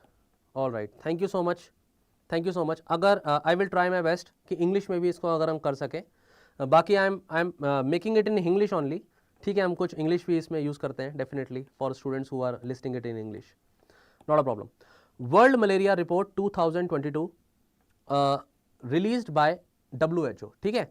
तो world malaria report 2022 की recently आई है, it is been release by WHO। Remember this word, this is one of the points here जिस पर question अब बन सकता है कि भाई रिपोर्ट किसने दी। जनरली उसमें फिर बहुत से ऑर्गेनाइजेशंस होंगे और फिर आप उसमें कंफ्यूज हो सकते हैं। WHO अभी ऑब्वियस आंसर लग रहा है, लेकिन जब अलग अलग ऑर्गेनाइजेशंस देगा तब कंफ्यूज हो सकते हो। इसका जो रिपोर्ट की एनालिसिस, जैसे टीबी के रिपोर्ट की एनालिसिस मैंने आपको दी, उसमें रिपोर्ट में बताया गया कि कोविड-19, because of the covid situation, the number of the TB cases they increased, but here the things are different. It is being said in this report that in COVID-19 situation, the impact of COVID-19 is not much, and the number of the cases and the deaths, they are remaining stable in 2021. Deaths बढ़ी नहीं है, number of cases बढ़े नहीं हैं, stable है। लेकिन अगर stable भी है तो भी ये हमारे लिए बहुत अच्छी बात तो नहीं है। इसलिए अच्छी बात नहीं है क्योंकि at least we should focus on declining the trend rather than stagnating it, right? So it is estimated that 247 million cases are there and approximately 6,19,000 malaria deaths are happening globally in 2021. Okay. So sorry, I meant English, misspelled. Okay, no problem. Okay, no problem. So India accounted approximately 79% of the cases. Okay, and 83% of all the malaria deaths in particularly Southeast Asian region. अब UPSC इस question को, इस statement को कैसे use करेगा? UPSC बोलेगा इस report के हिसाब से 83% मलेरिया की जो डेथ है वो ग्लोबली हो रही है इंडिया में। क्या ये स्टेटमेंट सही है? ये स्टेटमेंट गलत है। ग्लोबली नहीं, according to South East Asian region it is 83%। ये ऐसे ही फैक्ट्स को थोड़ा सा ट्विक करके यूपीएससी स्टेटमेंट बनाता है और वो प्रीलिम्स में आपसे करेक्ट और इनकरेक्ट पूछता है। थोड़ा सा अगर आपने अच्छे से पढ़ा है, उसको समझा है, क्रैमिंग नहीं करी है, समझा है, तो आप उसको कर लेंगे। डन। अब स्टेटमेंट तो, वर्ड रिपोर्ट तो कुछ भी हो, लेकिन अब बेसिक कॉन्सेप्ट मलेरिया होता क्या है ये समझना जरूरी है। तो मलेरिया मच्छर से फैलता है, बिल्कुल सही है। मलेरिया मच्छर से होता है। एक पढ़ा लिखा आदमी कैसे बोलेगा और इसको, और एक समझदार आदमी जो कि चीज़ों को समझता है वो कैसे बोलेगा, और वहीं तरफ दूसरी तरफ एक ऐसा आदमी जो अनपढ़ है या जिसको नॉलेज नहीं है या जो बहुत ही कैजुअल है, वो ऐसे बोलेगा कि मलेरिया मच्छर से होता है, मलेरिया मच्छर से फैलता है। दो स्टेटमेंट है। देखिए, मच्छर से फैलता है, होता नहीं है। होता किससे है? पहले भी बताया मैंने अभी, ये पैरासाइट प्लाज्मोडियम से होता है। प्लाज्मोडियम कुछ ऐसा दिखता है माइक्रोस्कोप में, आंखों से नहीं दिखता, माइक्रोस्कोप से हमें ऐसा दिखेगा, ठीक है। और ये देखिए इस तरीके का स्ट्रक्चर है, इसमें वही यूकैरियोटिक सेल है। ये भी बता दूं मैं आपको, जो बच्चे नहीं समझते इन चीज़ों को, इट इज़ यूकैरियोटिक सेल, ठीक है। Okay, thank you so much sir, love you sir, okay love you too. चलो, यूकैरियोटिक सेल टॉपिक पे ध्यान दो। यूकैरियोटिक सेल, यूकैरियोटिक सेल वो होती है जिसमें सारे ऑर्गेनल्स होते हैं। यूकैरियोटिक सेल वो होती है जिसमें जो है प्रॉपर डिफाइंड न्यूक्लियस होता है किसी सेल का। प्रोकैरियोटिक सेल के जो एग्जांपल्स हैं उसमें बैक्टीरिया आता है, लेकिन यूकैरियोटिक सेल में animal cell, plant cell, protista cell, protozoans की सेल, फंजाई की सेल, ये सब यूकैरियोट्स होते हैं। तो जब मैंने बोला प्लाज्मोडियम एक प्रोटोजोन है, तो इसका मतलब वो एक यूकैरियोटिक ऑर्गेनिज्म है। पहला फैक्ट तो यही है। इसी पे बेसिक प्रोकैरियोटिक यूकैरियोटिक पे यूपीएससी क्वेश्चन पूछ लेगा क्लास 9 के एनसीईआरटी में, ठीक है। देन फीमेल एनोफिलिस मॉस्किटो से ये स्प्रेड होता है। एक बार मेरे से एक स्टूडेंट ने पूछा कि सर ये फीमेल ही क्यों, मतलब फीमेल ही क्यों हमारा ब्लड जो है ये जो है सक कर रही है, जो है एनोफिलिस मॉस्किटो ही क्यों है, ये मेल एनोफिलिस मॉस्किटो क्यों नहीं कर रहा, मतलब वाई नॉट मेल्स। तो जेन्युइन क्वेश्चन, इनोसेंट क्वेश्चन, लेकिन उसका आंसर बहुत अच्छा है और ये इसका लॉजिक है साइंस में पीछे। लॉजिक ये है कि जो मेल है ना, मेल मॉस्किटो एनोफिलिस मॉस्किटो, वो प्लांट सैप पे रहता है, और जो फीमेल एनोफिलिस मॉस्किटो है उसको बेसिकली ब्लड इसलिए चाहिए क्योंकि उसको आयरन चाहिए, Fe stands for iron. Iron की कमी को पूरी करने के लिए फीमेल एनोफिलिस मॉस्किटो ही ब्लड को सक करती है और बाइट करती है, और उसे आयरन इसलिए चाहिए क्योंकि उसको क्या करने हैं, अब आगे लार्वा देने। तो वो जो लार्वा होंगे, जो पर्टिकुलर जो एग्स होंगे, एग से लार्वा निकलेंगे, उसके लिए जो आयरन की डेफिशिएंसी है वो ब्लड से पूरी होती है। इसका साइंटिफिक आंसर था जो स्टूडेंट को दिया, लेकिन स्टूडेंट का क्वेश्चन इनोसेंट था, ठीक है, it's okay. World malaria day कब होता है, ये क्वेश्चन मैं आप लोगों से पूछता हूँ, जल्दी से बताओ वर्ल्ड मलेरिया डे कब होता है। 2022 के वर्ल्ड मलेरिया डे का जो थीम है वो है harness innovation to reduce the malaria disease burden and save lives. अब 2023 का मलेरिया डे बनेगा तो उसका थीम होगा, आपके स्टेट पीसीएस एग्जाम में क्वेश्चन आ सकता है, ठीक है। जल्दी से मुझे बताइए कि वर्ल्ड मलेरिया डे होता ही कब है। मलेरिया लीडिंग क्लॉज है ह्यूमन मॉर्बिडिटी एंड मोर्टेलिटी का। मलेरिया प्लाज्मोडियम से फैलता है, इतना तो समझ में आ गया, लेकिन प्लाज्मोडियम के भी 5 स्पीसीज हैं। इसमें जो नाम है मैं जल्दी से बता देता हूँ। एक तो लिखा हुआ है प्लाज्मोडियम फैल्सीपैरम, ये प्रेवलेंट है ऑन अफ्रीकन कॉन्टिनेंट जनरली। एक है प्लाज्मोडियम वाइवेक्स, ये है आउटसाइड दी सब सहारन अफ्रीका। इंडिया में फैल्सीपैरम और वाइवेक्स दोनों के ही केसेस हैं और इसकी वजह से मलेरिया फैल रहा है। बाकी जो स्पीसीज हैं उसमें है प्लाज्मोडियम मलेरिए, देन है एक प्लाज्मोडियम ओवेल, ठीक है। तो ये और एक और बता देता हूं, नेक्स्ट है प्लाज्मोडियम नॉलेसी। तो ये 5 स्पीसीज हैं, 1 2 3 4 5, 5 स्पीसीज प्लाज्मोडियम की। मुश्किल नहीं है इतना, एक बार देख लीजिए, लेकिन प्लाज्मोडियम याद रखना कम से कम, मतलब इतना तो याद रखना। प्लाज्मोडियम में होता क्या है, देखिए स्टूडेंट्स, इसके 2 होस्ट होते हैं, 2 होस्ट होते हैं। पहला होस्ट होता है जो सेक्सुअल होस्ट होता है, दूसरा होस्ट होता है इसका एसेक्सुअल होस्ट होता है। होस्ट मतलब क्या है, होस्ट मतलब ये है कि प्लाज्मोडियम कहाँ मिलेगा। प्लाज्मोडियम आपको मिलेगा, ये पर्टिकुलर प्लाज्मोडियम आपको मिलेगा जब इसकी बात कर रहे हैं हम सेक्सुअल होस्ट की। सेक्सुअल होस्ट की मतलब ये होगा मॉस्किटो के अंदर, तो मॉस्किटो इसका सेक्सुअल होस्ट है। एसेक्सुअल होस्ट ह्यूमन है, मतलब ये है कि जो इसका सेक्सुअल रिप्रोडक्शन होगा वो मॉस्किटो के अंदर होगा, और ह्यूमंस के अंदर जब प्लाज्मोडियम रेप्लिकेट करेगा तो वो एसेक्सुअल मोड ऑफ रेप्लिकेशन को शो करेगा। सेक्सुअल मोड ऑफ रिप्रोडक्शन में गैमेट्स बनते हैं, मेल गैमेट, फीमेल गैमेट, जिसका फ्यूजन होता है, जिसके बाद प्लाज्मोडियम बनेगा, फ्लरिश करेगा। एसेक्सुअल रिप्रोडक्शन में सेल अपने आप को डिवाइड कर लेती है, ठीक है। अब होता ये है कि सबसे पहले एक मॉस्किटो आएगा, वो आपको बाइट करेगा। जब वो आपको बाइट करेगा तो उसके सलाइवरी ग्लैंड्स में, सलाइवरी ग्लैंड में होगा ये पर्टिकुलर प्लाज्मोडियम। तो डिजीज कॉज कौन कर रहा है, प्लाज्मोडियम कॉज कर रहा है। स्प्रेड कौन कर रहा है? मच्छर कर रहा है, क्योंकि उसके सलाइवरी ग्लैंड में है।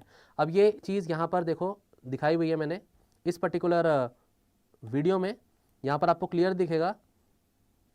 देखिए यहाँ पर ये जो मॉस्किटो है ये कैसे आकर के अटैक करता है, और अटैक करने के बाद ये पियर्स करता है, बाइट करता है और अंदर प्लाज्मोडियम को छोड़ देता है। ठीक है, अब इसमें क्या होगा, साइकिल जब बढ़ेगी तो वो लिवर में सेल्स को इम्पैक्ट करेगा, ये प्लाज्मोडियम वहाँ रेप्लिकेट करेगा asexual mode of reproduction human cell के अंदर। लिवर के बाद वो रेड ब्लड सेल्स में जाएगा, रेड ब्लड सेल्स के बाद कोई दूसरा मच्छर आकर के जब आपको बाइट करेगा, जिसको मलेरिया है, लेट अस सपोज किसी पर्सन को मलेरिया है, उसको आकर के ये सेकेंड मॉस्किटो जब बाइट करेगा तो अब उसके ब्लड में से वो सक कर लेगा प्लाज्मोडियम को, और ये जो पर्टिकुलर प्लाज्मोडियम है सक करके ये मॉस्किटो की गट पे जाएगा, और गट में जाने के बाद वहां सेक्सुअल रिप्रोडक्शन होगा। ठीक है, तो ये साइकिल चलती रहेगी, याद रखिएगा इस बात को। इस पे एक क्वेश्चन ये आया, एक स्टूडेंट ने मुझसे पूछा कि सर HIV का जो इन्फेक्शन होता है वो मॉस्किटो से स्प्रेड क्यों नहीं करता, है ना। इंटरव्यू में पूछ लेंगे आपको कि मच्छर के काटने से डेंगू हो सकता है, मच्छर के काटने से चिकनगुनिया हो रहा है, ये पर्टिकुलर HIV क्यों नहीं फैल रहा, मच्छर के काटने से मलेरिया फैल रहा है, क्यों नहीं हो रहा, ये भी तो वायरस है, डेंगू भी वायरस है। तो इसका आंसर ये है कि HIV का जो पर्टिकुलर वायरस है, जब वो मच्छर कभी आपको काटता है, और अगर किसी इंडिविजुअल को काटता है, उसको HIV है लेट अस सपोज, तो मच्छर जब काटेगा और ब्लड को सक करेगा, तो ब्लड में जब HIV का वायरस उसकी गट में जाएगा, मच्छर के गट में जब वो ब्लड स्वेलो करेगा, तो वहां पर ये HIV का वायरस जिंदा ही नहीं रहेगा, मर जाएगा। ठीक है, ये इसका आंसर है। डन। इंडिया के एफर्ट क्या है मलेरिया के रिस्पेक्ट में, तो देखिए इसमें इंडिया के रिस्पेक्ट में 2015 में ईस्ट एशिया समिट में इंडिया ने प्लेज किया था कि अब हमें एलिमिनेट करना है मलेरिया को 2030 तक। ट्यूबरक्लोसिस के लिए भी क्या रखा गया है, ट्यूबरक्लोसिस के लिए 2025 रखा है इंडिया ने टारगेट, ये टीबी के लिए है। मलेरिया का टारगेट क्या है, बिल्कुल 2030 तक हमें इसे एलिमिनेट करना है। 5 ईयर नेशनल स्ट्रेटेजिक प्लान है मलेरिया के एलिमिनेशन के लिए।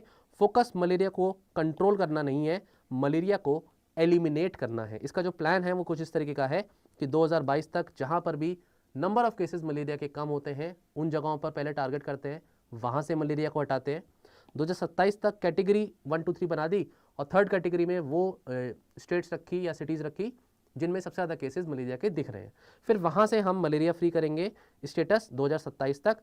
3 साल तक जब मलेरिया का कोई केस नहीं दिखेगा तो हमें सर्टिफिकेशन मिल जाएगा कि हाँ जी हमने मलेरिया को एलिमिनेट कर दिया है। लेकिन अभी हम इसमें पीछे हैं, इतना हम आगे नहीं बढ़े हैं। डन।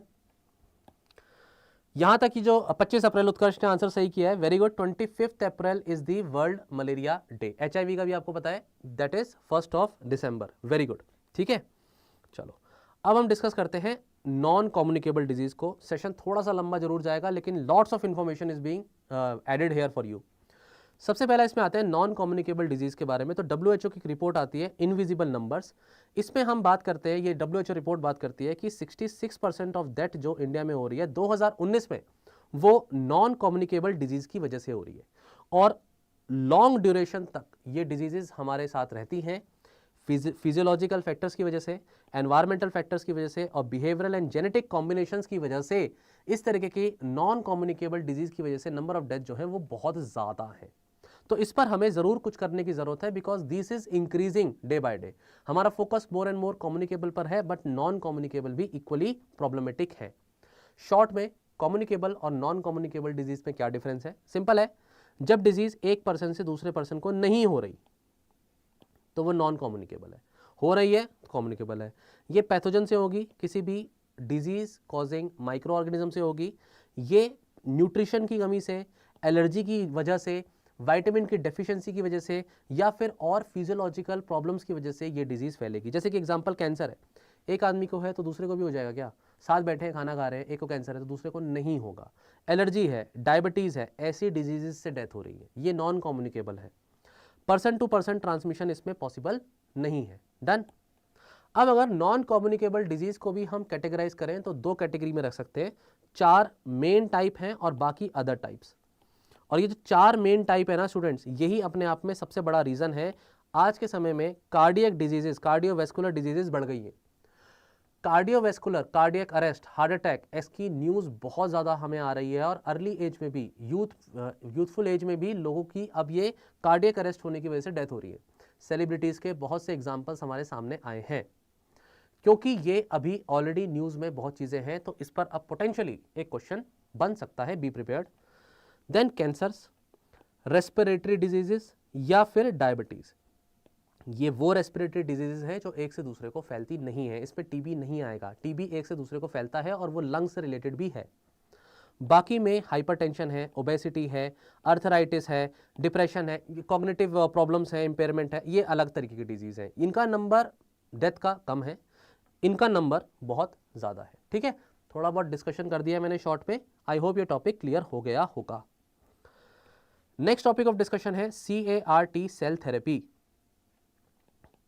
ये न्यूज़ में है, ये नई तरीके की थेरेपी है जिसे हम बोलते क्या है, chimeric antigen receptor T cell therapy. ठीक है, तो इसकी फुल फॉर्म पहले तो याद कर लो, chimeric antigen receptor T cell therapy. अब ये टी सेल ही नहीं पता यूपीएससी, लेकिन बी सेल और टी सेल पे क्वेश्चन पूछ चुके हैं पिछले साल प्रीलिम्स में। आप लोग नहीं पढ़ के गए थे, या जिसने भी अटेम्प्ट दिया होगा और उसका क्वेश्चन गलत हुआ है तो बड़ा दुख हुआ होगा। क्यों दुख हुआ? पता तो था इम्यून सिस्टम बढ़ाने के लिए तो न्यूज़ चली रही है पिछले 2 सालों से, बॉडी के इम्यूनिटी को बढ़ाओ। इम्यूनिटी बढ़ाने के लिए कौन सी सेल्स होती हैं, कम से कम ये तो एक ऐसी चीज़ है जो यूपीएससी आपसे एक्सपेक्ट करेगा कि प्रीलिम्स में आनी चाहिए। क्वेश्चन देख करके शॉक नहीं लगना चाहिए ऐसे क्वेश्चंस। इसी चीज़ की तैयारी मैं चाहता हूं आप लोग अभी से करें। तो CAR-T सेल थेरेपी तो एक एस्पेक्ट है, पहले ये समझा देते हैं, उसके बाद मैं आपको ब्लड सेल्स भी पढ़ा दूंगा, शॉर्ट में पढ़ा दूंगा। ठीक है, इसमें हो क्या रहा है, सबसे पहली बात तो हम कैंसर से लड़ने की बात कर रहे हैं इसमें। ठीक है, हम कोशिश कर रहे हैं कि कैंसर से लड़ाई लड़ें। कैंसर से लड़ाई करने के लिए हमने एक chimeric antigen receptor T cell therapy तैयार करी है। टी सेल्स कौन सी सेल्स होती हैं? टी सेल्स वो सेल्स होती हैं जो हमें हेल्प करती हैं कि हमारी बॉडी की इम्यूनिटी बनी रहे। ठीक है, अब मान लीजिए कि किसी इंडिविजुअल को कैंसर हो जाता है, तो उसकी बॉडी से पहली बात तो ब्लड को कलेक्ट करेंगे। ब्लड को कलेक्ट करके हम उसकी बॉडी से टी सेल्स, इम्यूनिटी वाली अच्छी सेल्स जो बॉडी में इम्यूनिटी प्रोवाइड करती है, उन्हें निकाल लेंगे। इन पर्टिकुलर टी सेल्स में हम क्या करेंगे, जेनेटिक इंजीनियरिंग करेंगे और इसमें जीन डाल देंगे। कौन सी जीन होगी? वो स्पेसिफिक जीन होंगी जो रिसेप्टर की तरह काम करेंगी और जाकर के अटैक कर सकती हैं कैंसर की सेल्स पर। मतलब अगर ये टी सेल है तो टी सेल की सरफेस पर इस तरीके के रिसेप्टर्स आ जाएंगे। रिसेप्टर्स क्या है? प्रोटीन ही तो है। एक जीन क्या बनाती है? प्रोटीन बनाती है। अगर इसके अंदर मैंने एक ऐसी जीन डाल दी जो एक स्पेसिफिक काइंड ऑफ प्रोटीन बनाए, जो जाकर के कैंसर की सेल को पकड़ ले, तो फिर हमारा काम हो गया। क्योंकि हम इस तरीके की सेल को मल्टीप्लाई करेंगे आउटसाइड दी बॉडी। पहले पेट्री प्लेट में, डिश में, लेबोरेटरी में इसको मल्टीप्लाई करेंगे। बहुत सारी जब ऐसी सेल्स मिल जाएंगी, उन सेल्स को उठा करके बॉडी के अंदर डाल देंगे। अब इन सेल्स के ऊपर रिसेप्टर हैं जो कैंसर सेल्स को पकड़ पकड़ के मारेंगे। सिंपल। काट सेल थेरेपी।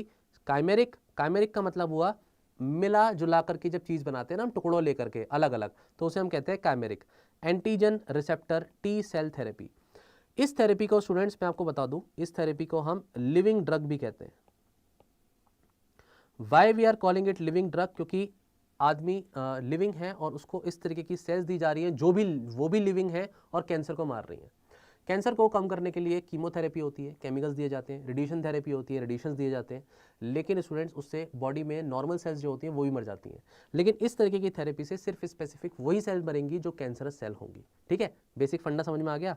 अब चलते हैं डिटेलिंग में ब्लड के बारे में। स्टूडेंट्स अगर आपको कोई टॉपिक नहीं समझ में आ रहा है, कोई बात नहीं समझ में आ रही, तो आप कमेंट में लिख दीजिए। आई होप आपको जो टॉपिक मैं पढ़ा रहा हूँ थोड़ा तेज़ी से पढ़ा रहा हूँ, आई नो दैट, लेकिन मैं इसलिए पढ़ा रहा हूँ क्योंकि हमें टॉपिक्स को खत्म करना है, वाइंड अप करना है, नहीं तो सेशन बहुत लंबा चला जाएगा। आप कमेंट में बता दीजिए जल्दी से, कोई चीज़ रिपीट करनी है तो मैं उसको रिपीट भी कर दूंगा आप लोगों के लिए। ब्लड देखिए, इसको कैटेगराइज करेंगे 3 तरीके से। पहला होता है रेड ब्लड कॉर्पुसल्स, दूसरा होता है वाइट ब्लड कॉर्पुसल्स और तीसरा होता है प्लेटलेट्स। प्लेटलेट जनरली जो होती हैं वो क्लॉटिंग का काम करती हैं। आपकी बॉडी में जब कट लग जाता है तो खुरंट जम जाता है, वो प्लेटलेट्स होती है। ठीक है, रेड ब्लड सेल्स आपको पता है उसके अंदर हीमोग्लोबिन होता है, ऑक्सीजन को ट्रांसपोर्ट करने का काम करती हैं, डिस्क शेप होती हैं। रेड कलर जो होता है ब्लड का वो इस हीमोग्लोबिन की वजह से होता है जो आरबीसी के अंदर होता है।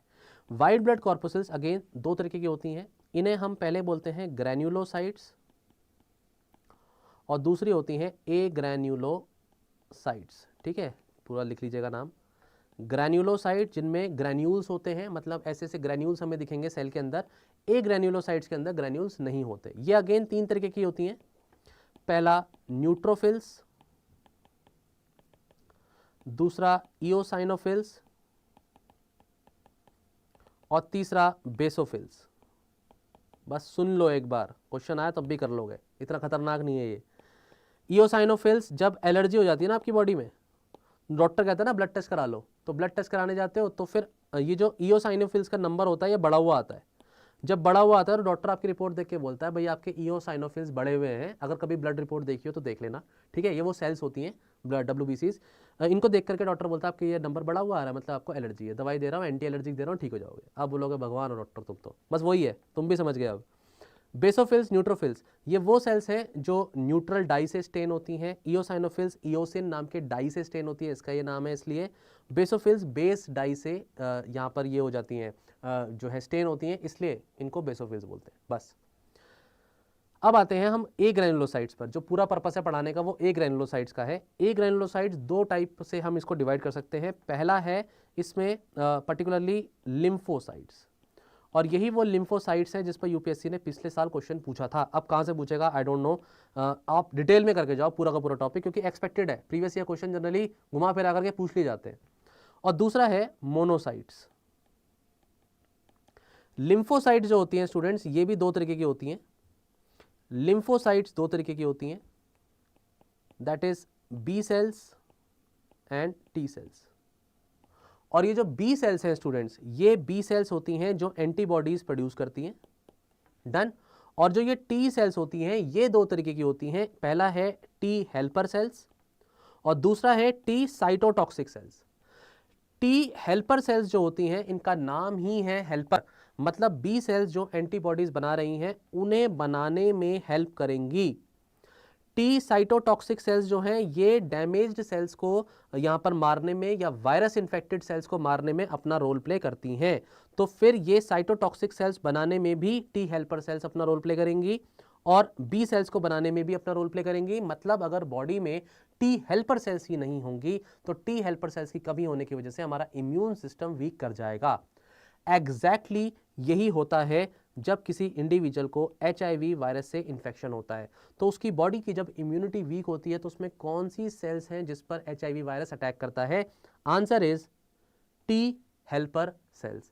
टॉपिक ये चल रहा है, उससे रिस्पेक्ट में ब्लड पढ़ा दिया मैंने, ब्लड के साथ साथ मैंने आपको HIV के बारे में भी एक पॉइंट बता दिया कि वो कहाँ अटैक करता है। अब ये जो टी हेल्पर सेल्स और टी साइटोटॉक्सिक सेल्स है, अब वो जो चीज यूपीएससी ने पूछी थी वो तो सिंपल सी बात थी ना। क्वेश्चन अगर आपको पता है कि बी सेल्स और टी सेल्स क्या है, भाई ये इम्यून, बॉडी में इम्यूनिटी बढ़ाने के लिए सेल्स का रोल होता है, बस इतना सा था। लेकिन मेरे स्टूडेंट्स अब यहाँ पर बहुत डिटेल में चीजों को जान गए विद इन 5 मिनट्स। ध्यान से देखो, एक अब और वर्ड बताने वाला हूं, CD4 एंड CD8, ये क्या होता है? CD का मतलब क्या है यहाँ पर? CD का मतलब है क्लस्टर्स ऑफ डिफरेंशिएशन, ठीक है, इसे हम कहते हैं क्लस्टर्स ऑफ डिफरेंशिएशन। ये इस वर्ड खतरनाक है, कुछ भी नहीं है, ये कुछ ग्लाइकोप्रोटीन्स होते हैं, खत्म बस। कुछ प्रोटीन्स हैं जो सेल की सरफेस पर हैं, एक तरीके के हैं जिन्हें हमने CD4 बोल दिया, एक तरीके के हैं जो CD8 है। CD4 कहाँ मिलते हैं? ये टी हेल्पर में मिलते हैं। CD8 कहाँ मिलते हैं? ये आपको साइटोटॉक्सिक टी सेल्स में मिलते हैं, बस। अब ये डिटेलिंग है, इस डिटेलिंग में बहुत बड़ी बड़ी किताबें पढ़ने की जरूरत नहीं है, 2 मिनट लगे, समझा दिया, समझ में आ गया, आगे बढ़ो। क्वेश्चन अब फ्यूचर में CD4 CD8 से रिलेटेड भी पूछ ले तो सर खुजाने की जरूरत नहीं है, आपको आता है। बस इस नॉलेज को यूज कैसे करना है क्वेश्चन में और ऑप्शंस को एलिमिनेट कैसे करना है, यही आपको करने के लिए बस प्रैक्टिस टेस्ट देने हैं और यूपीएससी में अपने दिमाग को ठंडा रखना है, ठीक है।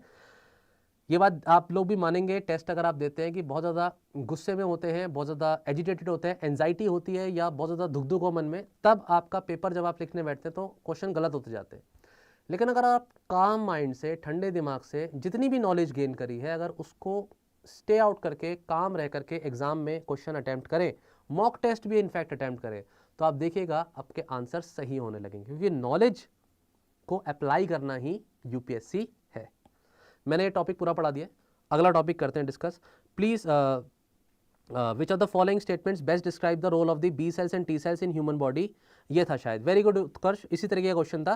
क्वेश्चन सिंपल था, बी सेल टी सेल होती क्या है, यही था मतलब उसका। 4 ऑप्शन थे, किससे रिलेटेड है, तो इम्यूनिटी से रिलेटेड था। अब आप ऑप्शन देख लीजिएगा, क्वेश्चन देख लीजिएगा। बाकी मैंने 5 साल 25 सवाल में क्या किया है, प्रीवियस ईयर क्वेश्चंस को एक्सप्लेन किया हुआ है। वो सीरीज हमारी ऑलरेडी आ चुकी है, यूट्यूब पे प्लेलिस्ट अवेलेबल है, अगर आप चाहें तो उन वीडियोस को देख करके अपने प्रीवियस ईयर क्वेश्चंस को कंप्लीट कर सकते हैं। टेलीग्राम चैनल डेफिनेटली प्रेपरेटर का अपना टेलीग्राम चैनल है, बाकी आप मेरा टेलीग्राम चैनल भी यहाँ पर देख सकते हैं, ठीक है, मतलब आप सर्च कर सकते हैं। एक तो माइटोकॉन्ड्रियल डिजीज पर भी आया था, डिजीज थीम्स पर, ठीक है, डेफिनेटली माइटोकॉन्ड्रियल डिजीज पर भी क्वेश्चन आया था। वेरी नाइस, क्वेश्चन देख लेंगे क्या क्वेश्चन था वो। आई थिंक 3 पेरेंट बेबी से रिलेटेड था, if I am remembering Utkarsh. Next topic है इनकोवैक, ठीक है। इनकोवैक जो टॉपिक है, ये सबसे पहली फर्स्ट इंट्रानेजल वैक्सीन है जो कोविड-19 के लिए आई है स्टूडेंट्स, और भारत बायोटेक ने इस पर्टिकुलर वैक्सीन को बनाया है। डन, पहली बात, इसका अप्रूवल मिल गया है इंडिया में, और ये recombinant replication deficient adenovirus vector vaccine. अगर ये शब्द समझ में आ गया है तो मतलब आपने वैक्सीन टॉपिक अच्छे से पढ़ा है। अगर ये अब समझ में नहीं आ रहा है सर क्या लिख दिया आपने, तो भैया एक बार वैक्सीन टॉपिक को पढ़ लो।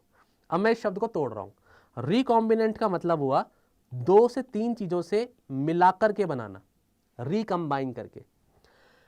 रेप्लिकेशन डेफिशिएंट का मतलब हुआ कि ये अपने आप में रेप्लिकेट नहीं करेगा। कौन रेप्लिकेट नहीं करेगा? एडिनो वायरस रेप्लिकेट नहीं करेगा, जिसे वेक्टर बना करके हमने ये वैक्सीन बनाई है, ठीक है। ये वर्ड का मतलब समझ में आया। अब प्रोसेस पे चलते हैं।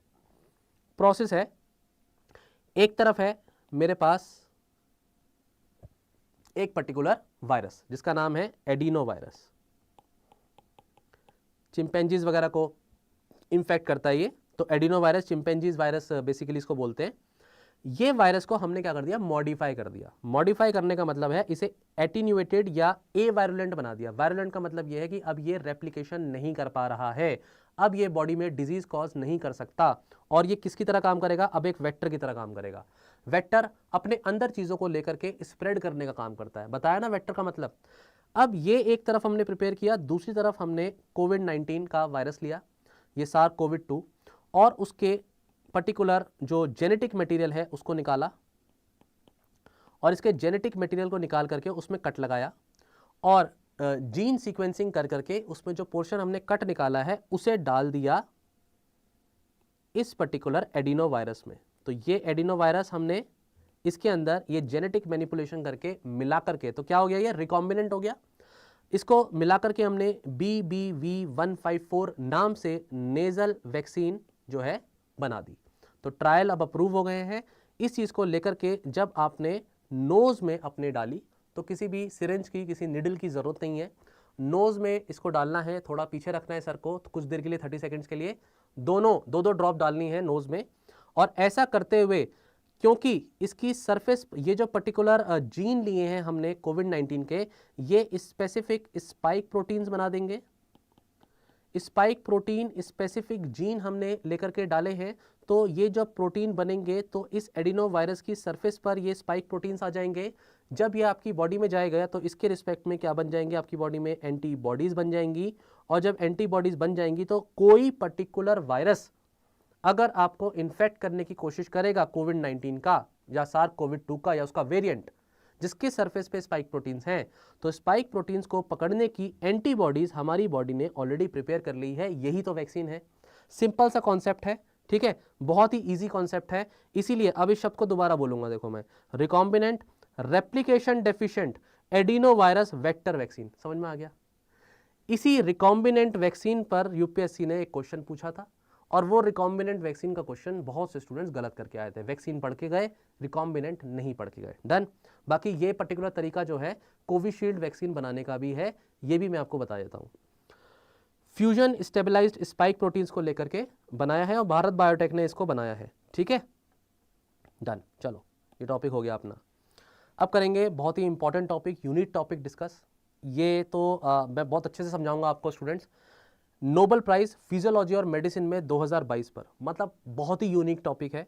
सुनने में लगेगा अगर ये नोबेल प्राइज इनको मिल गया, आप क्या करें इसमें, लेकिन मैं बताता हूँ इसमें क्वेश्चन क्या बनेगा, कुछ और ही बनेगा। पहली बात तो इसको डिस्कस करते हैं, नोबेल प्राइज किस चीज़ के लिए मिला। ये स्वांते पावो को नोबेल प्राइज मिलता है, और ये 2022 का फिजियोलॉजी एंड मेडिसिन के लिए मिलता है। किस टॉपिक पर उन्होंने डिस्कवरी करी जिसकी वजह से उन्हें नोबेल प्राइज मिला? His discoveries concerning the genome of the extinct hominins and human evolution.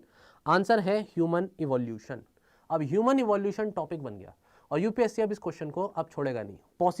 Possibly आज नहीं तो 23 में, नहीं तो 24 में, 24 में नहीं तो 25 में, कभी ना कभी इस टॉपिक को उठाएगा।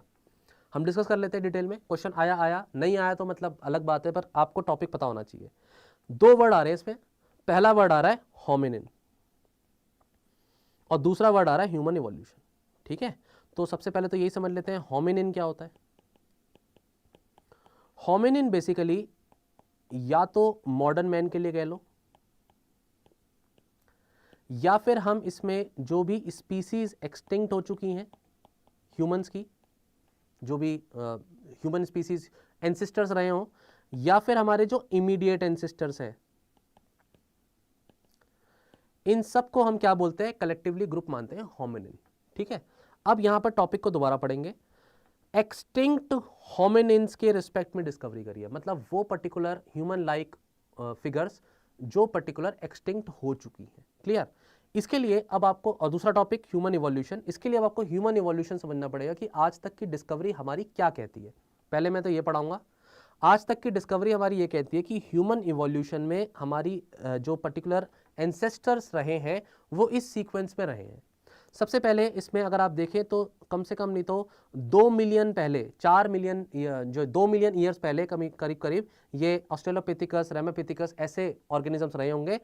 यहाँ से तो ना करके आप कम से कम इतना याद रखिएगा, ये आपको याद रखना है, ये बहुत इंपॉर्टेंट है। होमो habilis, homo erectus, homo Neanderthals, Cro-Magnon and homo sapiens. Homo sapiens में हम लगाते हैं मॉडर्न मैन, क्योंकि आज के समय में जो मॉडर्न मैन का पूरा नाम है वो है होमो सेपियंस सेपियंस। ठीक है, हमारा जो सब स्पीसीज है वो सेपियंस है। क्रोमैग्नन को भी हम मानते हैं होमो सेपियंस, लेकिन वो अर्ली होमो सेपियंस है, इसलिए हम यहां पे मॉडर्न लिखते हैं। डन, ये सीक्वेंस है। इतना समझ में आया? चलो अब इनके बारे में मैं थोड़ा सा बताता हूं कि पाबो ने क्या क्या चीजें बताई हैं और क्या इनकी थ्योरी कहती है। इनका ये कहना है कि कुछ कॉमन एंसेस्टर्स रहे होंगे कुछ कॉमन एंसेस्टर्स, वहां से एक रेस निकली जिसकी वजह से आज मॉडर्न ह्यूमंस डेवलप कर गए, और एक रेस निकली जिसकी वजह से कुछ एक पर्टिकुलर ह्यूमन लाइक एंसेस्टर्स रहे होंगे, लेकिन वो फिर डाइवर्ज कर गए इनटू 2 डिस्टिंक्ट होमिनिन्स, एक जिन्हें हम जानते हैं निएंडरथल नाम से और दूसरे जिन्हें हम जानते हैं डेनिसोवन नाम से। ठीक है, तो डेनिसोवन, निएंडरथल और मॉडर्न ह्यूमंस, इन सबके कॉमन एंसेस्टर्स हैं। पॉइंट क्लियर हुआ? इनका यह मानना है, पहली बात तो इनका मैं बता देता हूं थोड़ा सा। डेनिसोवा केव है एक, ये केव साउदर्न साइबेरिया में है। ठीक है, टॉपिक को बहुत अच्छे से समझेंगे इसको। और इस साइबेरिया केव से डेनिसोवंस, इनके कुछ जो है यहां पर एविडेंसेस मिलते हैं। क्या है वो एविडेंसेस, वो भी समझ लो। वो बेसिकली क्या है कि 40,000 ईयर ओल्ड फ्रेगमेंट्स मिले फ्रॉम फिंगर बोन, और ये डिस्कवरी जो हुई ये 2008 में हुई स्टूडेंट्स। ये इसमें पाबो इन्वॉल्व थे डिस्कवरी में, और 2010 में उन्होंने डिस्कवरी करी एक नए तरीके के हमारे ह्यूमन लाइक एंसेस्टर्स के बारे में, जिन्हें उन्होंने बोला डेनिसोवा, जस्ट डेनिसोवंस।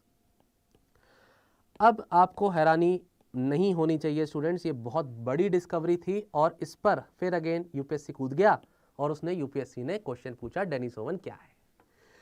थ्योरी नहीं पूछी, पीछे की डिटेल ही नहीं पूछी, सिर्फ इतना पूछ लिया ये शब्द किससे रिलेटेड है, अर्ली जो स्पीसीज है ह्यूमंस के उससे रिलेटेड है। अब यूपीएससी क्योंकि ये पूछ चुका है तो हमें अब इस टॉपिक को डिटेल में करना है। डन। मैं इसमें आपको ये बताना चाहता हूं कि सबसे पहले तो देखिए अफ्रीका, यहाँ से कहानी को देखिए, अफ्रीका में माना जाता है कि अफ्रीका में हमारे ह्यूमन फिगर्स रही होंगी। अफ्रीका में निएंडरथल्स भी थे, अफ्रीका में जो आज मॉडर्न ह्यूमंस हैं उनके एंसेस्टर्स भी यहीं पर आए, अफ्रीका से ही सारी शुरुआत हुई।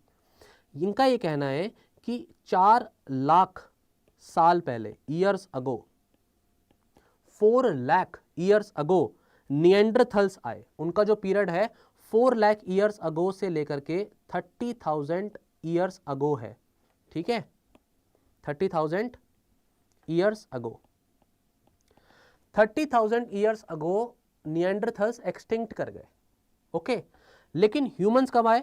ये जो मॉडर्न मैन आज हम देख रहे हैं उसके पीछे के जो एंसेस्टर्स हैं, ह्यूमंस जो हैं, निएंडरथल्स भी हमारे ह्यूमंस हैं, लेकिन 4 लाख साल पहले निएंडरथल्स जो थे वो अफ्रीका से बाहर निकल गए और वो निकल गए यूरोप की तरफ, ठीक है, यहां लिख देते हैं यूरोप की तरफ, और वो निकल गए वेस्टर्न वर्ल्ड की तरफ। लेकिन 3 लाख साल पहले अफ्रीका में जो ह्यूमन स्पीसीज, जो हमारे होमोसेपियंस स्पीसीज हैं, वो निकलती है, ठीक है, इवोल्यूशन होता है। होमोसेपियंस 3 लाख साल पहले आए। 4 लाख साल पहले निएंडरथल्स निकल जाते हैं बाहर अफ्रीका से और वो यूरोप में जाते हैं, वेस्टर्न कंट्रीज में जाते हैं, सेटल डाउन करते हैं, फैलते हैं, हैबिटेट फैलता है पूरा का पूरा। अब इसमें जब होता क्या है कि जब ये निकलते हैं, ठीक है, तो इसमें ये आगे जाकर के 4 लाख साल बाद और फर्दर डिवाइड कर जाते हैं, जिसमें ये बोला जाता है कि जो डेनिसोवंस हैं ये ईस्ट की तरफ मूव करते हैं और निएंडरथल्स जो हैं ये वेस्ट की तरफ मूव करते हैं। और ये सब निकले कहां से? अफ्रीका से। ह्यूमंस, होमोसेपियंस कब निकले? होमोसेपियंस निकले 70,000 साल पहले, 70,000 ईयर्स अगो। आ कब चुके हैं? 3 लाख साल पहले। ये कब निकले थे? ये 4 लाख साल पहले निकल चुके हैं, सेटल डाउन कर चुके हैं। लेकिन जब होमोसेपियंस निकलते हैं अफ्रीका से और वो जाते हैं, जब मिलते हैं डेनिसोवंस से, वो मिलते हैं निएंडरथल्स से, तो यहां पर होती है इंटरब्रीडिंग। और इसकी वजह से 70,000 साल पहले होमोसेपियंस निकलते हैं और 30,000 साल पहले, मतलब 40 साल के ड्यूरेशन में, है ना, ये निएंडरथल्स एक्सटिंक्ट कर जाते हैं। तो इनके एक्सटिंक्ट होने का कारण क्या है? इनके एक्सटिंक्ट होने का कारण है इंटरब्रीडिंग, जो होमोसेपियंस की निएंडरथल्स के साथ हुई। समझ में आया? और इसी तरीके से डेनिसोवंस के साथ भी मीटिंग होती है और डेनिसोवंस भी फिर नहीं है, आज उनके सिर्फ अवशेष मिल रहे हैं हमको। वो भी जो है आर्कियोलॉजी आप बोल सकते हैं कि उसमें हमें चीजें मिल रही हैं, पैलेंटोलॉजी, ठीक है। ये एक पूरा कॉन्सेप्ट है। इस कॉन्सेप्ट में इन पाबो ने क्या काम किया, इनकी क्या रिसर्च थी, ये बहुत ही यूनिक थी। तो मैं इसको थोड़ा सा क्लीन करूंगा स्टूडेंट्स। चलो यहाँ पर स्पेस है मेरे पास, ठीक है। आई होप आपको समझ में आ रहा है। थोड़ा सा टेक्निकल हो सकता है लेकिन आप पूरी स्टोरी को समझिए। इनको क्या मिले? जब डेनिसोवा केव से डेनिसोवंस के अवशेष मिलते हैं, बोन फिंगर मिलती है, तो उससे ये निकालते हैं जेनेटिक मटेरियल। अब जेनेटिक मटेरियल की खास बात ये होती है, या इनफैक्ट प्रॉब्लम ये होती है कि जो डीएनए होता है ये मॉडिफाई कर जाता है, छोटे छोटे फ्रेगमेंट्स में टूट जाता है। जब इतने सालों तक वो मतलब डेड बॉडी जब है और सेल्स है, तो सेल्स डेड हो गई तो वो डीएनए डिके कर जाएगा और डीएनए जो है मॉडिफाई हो जाएगा। यही प्रॉब्लम हमें इस पर्टिकुलर केस में दिखती है। क्लियर? तो ये अपनी रिसर्च पूरी नहीं कर पा रहे। क्यों नहीं कर पा रहे? क्योंकि ये डीएनए मॉडिफाई कर गया है। तो इन्होंने क्या काम किया? इन्होंने उन पर्टिकुलर उस डीएनए में से एक होता है न्यूक्लियर डीएनए, न्यूक्लियर डीएनए जो न्यूक्लियस के अंदर होता है, और एक होता है माइटोकॉन्ड्रियल डीएनए। ये क्या काम करते हैं? माइटोकॉन्ड्रियल डीएनए को निकाल करके उसको सीक्वेंस करते हैं। और इसको सीक्वेंस करने का जो ये सिलसिला चलता है, ये बहुत ही नई टेक्निक थी इनकी। इसकी वजह से ही हमें बहुत सारे एविडेंसेस मिल पाए। तो इन्होंने क्या काम किया? इन्होंने पुराने किसी एक पर्टिकुलर एविडेंस को लेकर के सीक्वेंस कर करके, माइटोकॉन्ड्रियल डीएनए सीक्वेंस को कर करके आज के मॉडर्न मैन का डीएनए, और उस टाइम के जो 40,000 साल पहले मिला, 40,000 साल पहले तो निएंडरथल्स थे, क्योंकि वो तो 30,000 साल पहले ही एक्सटिंक्ट हुए हैं। मतलब वहाँ पर वो निएंडरथल्स के सैंपल्स, डेनिसोवन्स के सैंपल्स को देख पा रहे हैं और आज के मॉडर्न मैन के जेनेटिक मेकअप के साथ कंपेयर कर पा रहे हैं, जिसमें वो बहुत सारी जीन्स को समझ पा रहे हैं कि वो आज भी रेलेवेंट है। जिसमें से एक एग्जाम्पल है EPAS1, this is the name of the gene. ये जो पर्टिकुलर जीन है ये तब भी थी और आज भी तिब्बत में जो लोग हैं उनके अंदर ये जीन मिलती है।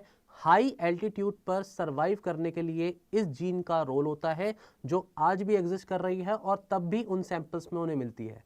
ये थी इनकी पूरी की पूरी डिस्कवरी और इसीलिए ये यूनिक है, क्योंकि उन सैंपल्स को लेकर के जो इतने हजारों साल पुराने हैं उसमें माइटोकॉन्ड्रियल डीएनए और न्यूक्लियर डीएनए को सीक्वेंस करके कंपेयर करना, it is something which is very very impossible actually, लेकिन उन्होंने इसे पॉसिबल करा। दूसरा पॉइंट, इससे फायदा और क्या होगा? इससे फायदा ये चलेगा, हमें पता चलेगा कि निएंडरथल्स किस किस कारणों से, कौन से जेनेटिक कॉम्बिनेशंस की वजह से एक्सटिंक्ट हुए, और ह्यूमंस को आज के समय में किन चीज़ों का ध्यान रखना है कि कोई भी तरीके का नया इन्फेक्शन अगर आता है या किसी भी तरीके की हमारी बॉडी में इम्यूनिटी में चेंजेस होते हैं, तो ये हम अपने उस पुराने जेनेटिक मेकअप को और आज के जेनेटिक मेकअप को कंपेयर करके एनालाइज कर सकते हैं। सिंपल सी कहानी। आई होप मेरे स्टूडेंट्स आज आपको समझ में आ गई होगी ये छोटी सी चीज़ क्या इनकी स्टडी थी। इसमें जो इनका फाइनल कंक्लूजन था वो ये था कि जब मॉडर्न होमोसेपियंस को कंपेयर किया जाए निएंडरथल्स के साथ, तो 1 to 2% यहाँ पर डीएनए मैच करता है और डेनिसोवा के साथ 1 से लेकर के 6% तक का डीएनए यहाँ पर मैच करता है।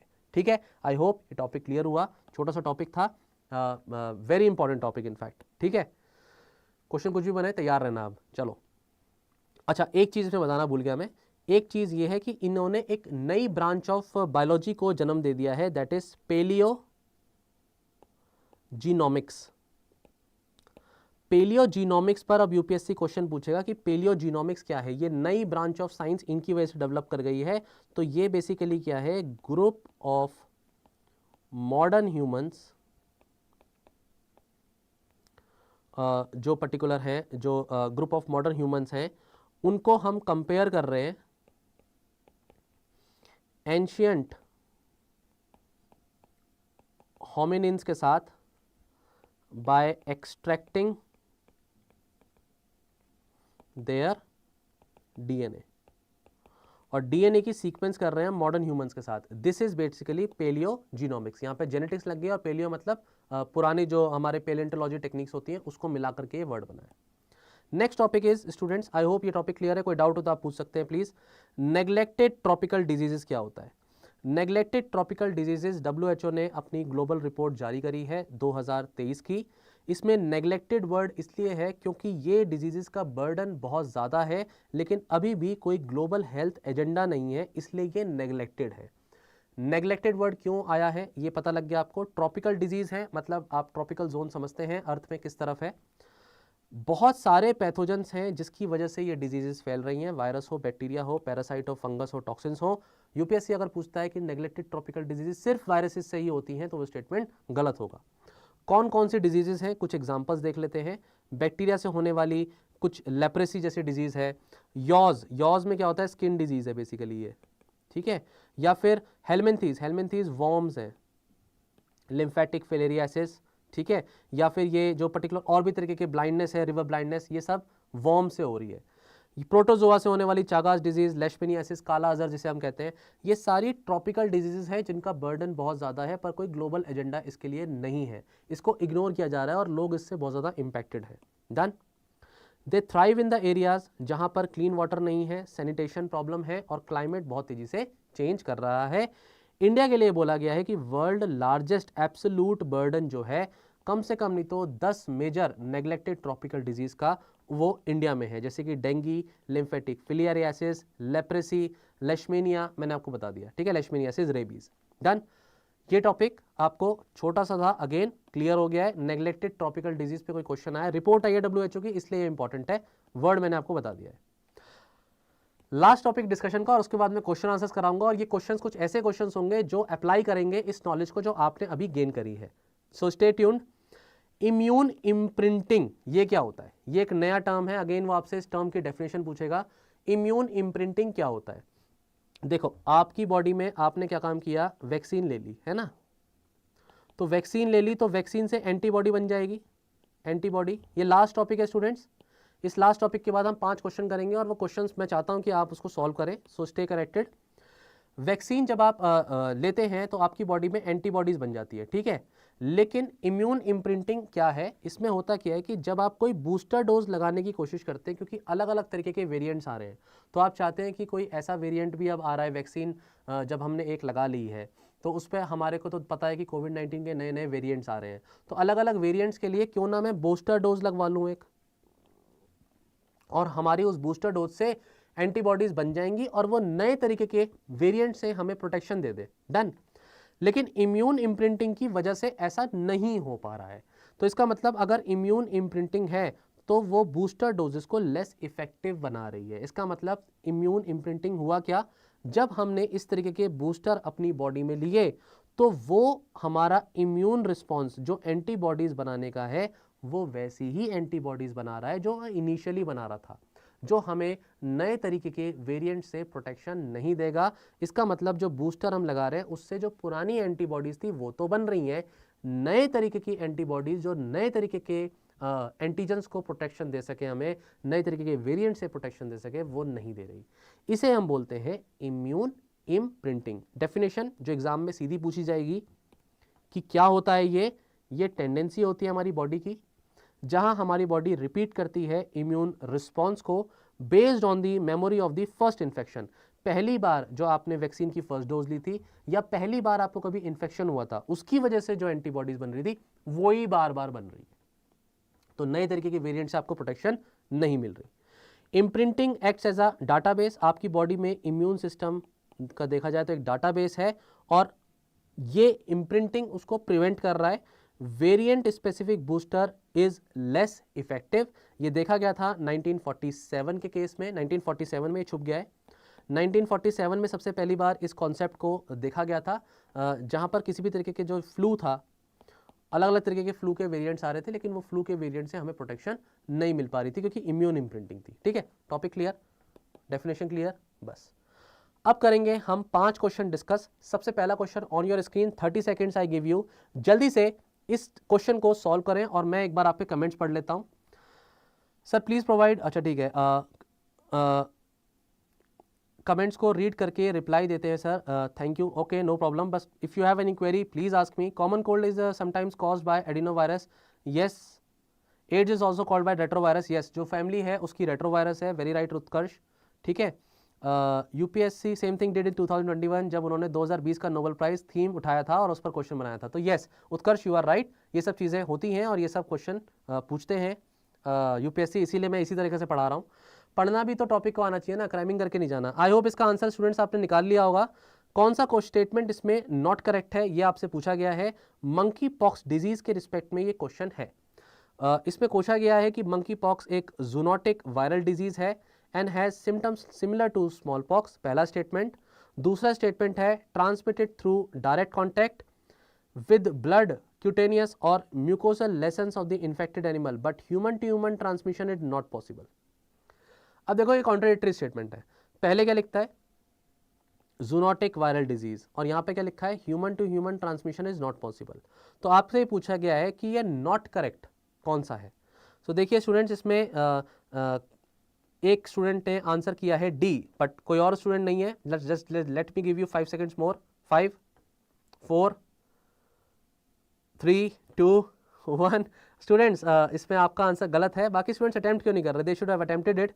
इसमें एक्चुअली देखिए स्टेटमेंट 1 करेक्ट है स्टूडेंट्स। मंकी पॉक्स एक जूनोटिक वायरल डिजीज है और उसके सिम्टम्स स्मॉल पॉक्स से सिमिलर होते हैं, ये स्टेटमेंट सही है, तो ये आंसर नहीं हो सकता। आपसे नॉट करेक्ट पूछा है, तो नॉट करेक्ट का मतलब हुआ स्टेटमेंट 2 एक्चुअली में यहाँ पर गलत है, तो B is the right answer, ठीक है। तो ये आना चाहिए question.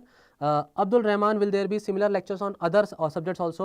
I am taking science and tech series and you have the dates also, so we will be discussing science and technology. For other subjects I cannot say right now, okay, so very good, ठीक है। अगला question again 10 seconds। Consider, ये Incovacc vaccine के respect में question है students. इसमें question में 3 statement दिए हैं और आपको बताना है करेक्ट आंसर, ठीक है।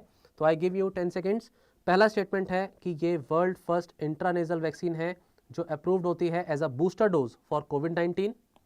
दूसरा स्टेटमेंट है ये लोकल एंटीबॉडीज बना देगी अपर रेस्पिरेटरी ट्रैक्ट में which has the potential to prevent infections and transmission. ये दूसरा स्टेटमेंट है। तो राघव का आंसर है कि 1 and 2 only statements are correct. अच्छा चलिए देख लेते हैं। Vaccination will be given through the nasal spray eliminating the need for the needles and syringe. Raghav तीसरा स्टेटमेंट तो सही है ना, इंट्रानेजल वैक्सीन कौन सी है जो नोज से दी जा रही है, तो इस पर निडल्स और सिरिंज की तो जरूरत ही नहीं है। करेक्ट आंसर पूछा है तो 3 तो आएगा ही आएगा, 1 can not be the answer ना, राइट। सो जल्दी से आंसर दीजिए इसका आंसर मैं आपको बताने वाला हूँ। 5 4 3 2 1 इसका सही आंसर है। देखिए स्टूडेंट्स तीनों ही स्टेटमेंट सही हैं, तो इसका सही आंसर है all of the above. Yes, all of the above. Very good very good. So Abdul is also replying, very good, D is the right answer, very good. ठीक है, अगला क्वेश्चन अब सिर्फ मैं 10 सेकेंड दूंगा, जल्दी से सॉल्व करेंगे। On your screen here, bird flu disease के रिस्पेक्ट में क्वेश्चन है, हमें करेक्ट स्टेटमेंट बताना है। 3 स्टेटमेंट्स आपको दिए हैं, तो इसमें पहला स्टेटमेंट है people coming in close contact with infected alive and dead birds can get infected with H5N1 bird flu. Okay, अब आपको ये पता है H5N1 क्या है, आपने सेशन देखा है तो आपको H3N2 भी पता है। डन। स्प्रेड करेगा rapidly from person to person, क्या ऐसा है? और तीसरा स्टेटमेंट है रेस्पिरेटरी ट्रैक्ट को ये ह्यूमंस के इम्पैक्ट करता है। सीवियर रेस्पिरेटरी इलनेस कभी कभी may cause severe respiratory illness जैसे कि pneumonia, acute respiratory distress syndrome. So इसका आंसर बताइए जल्दी से।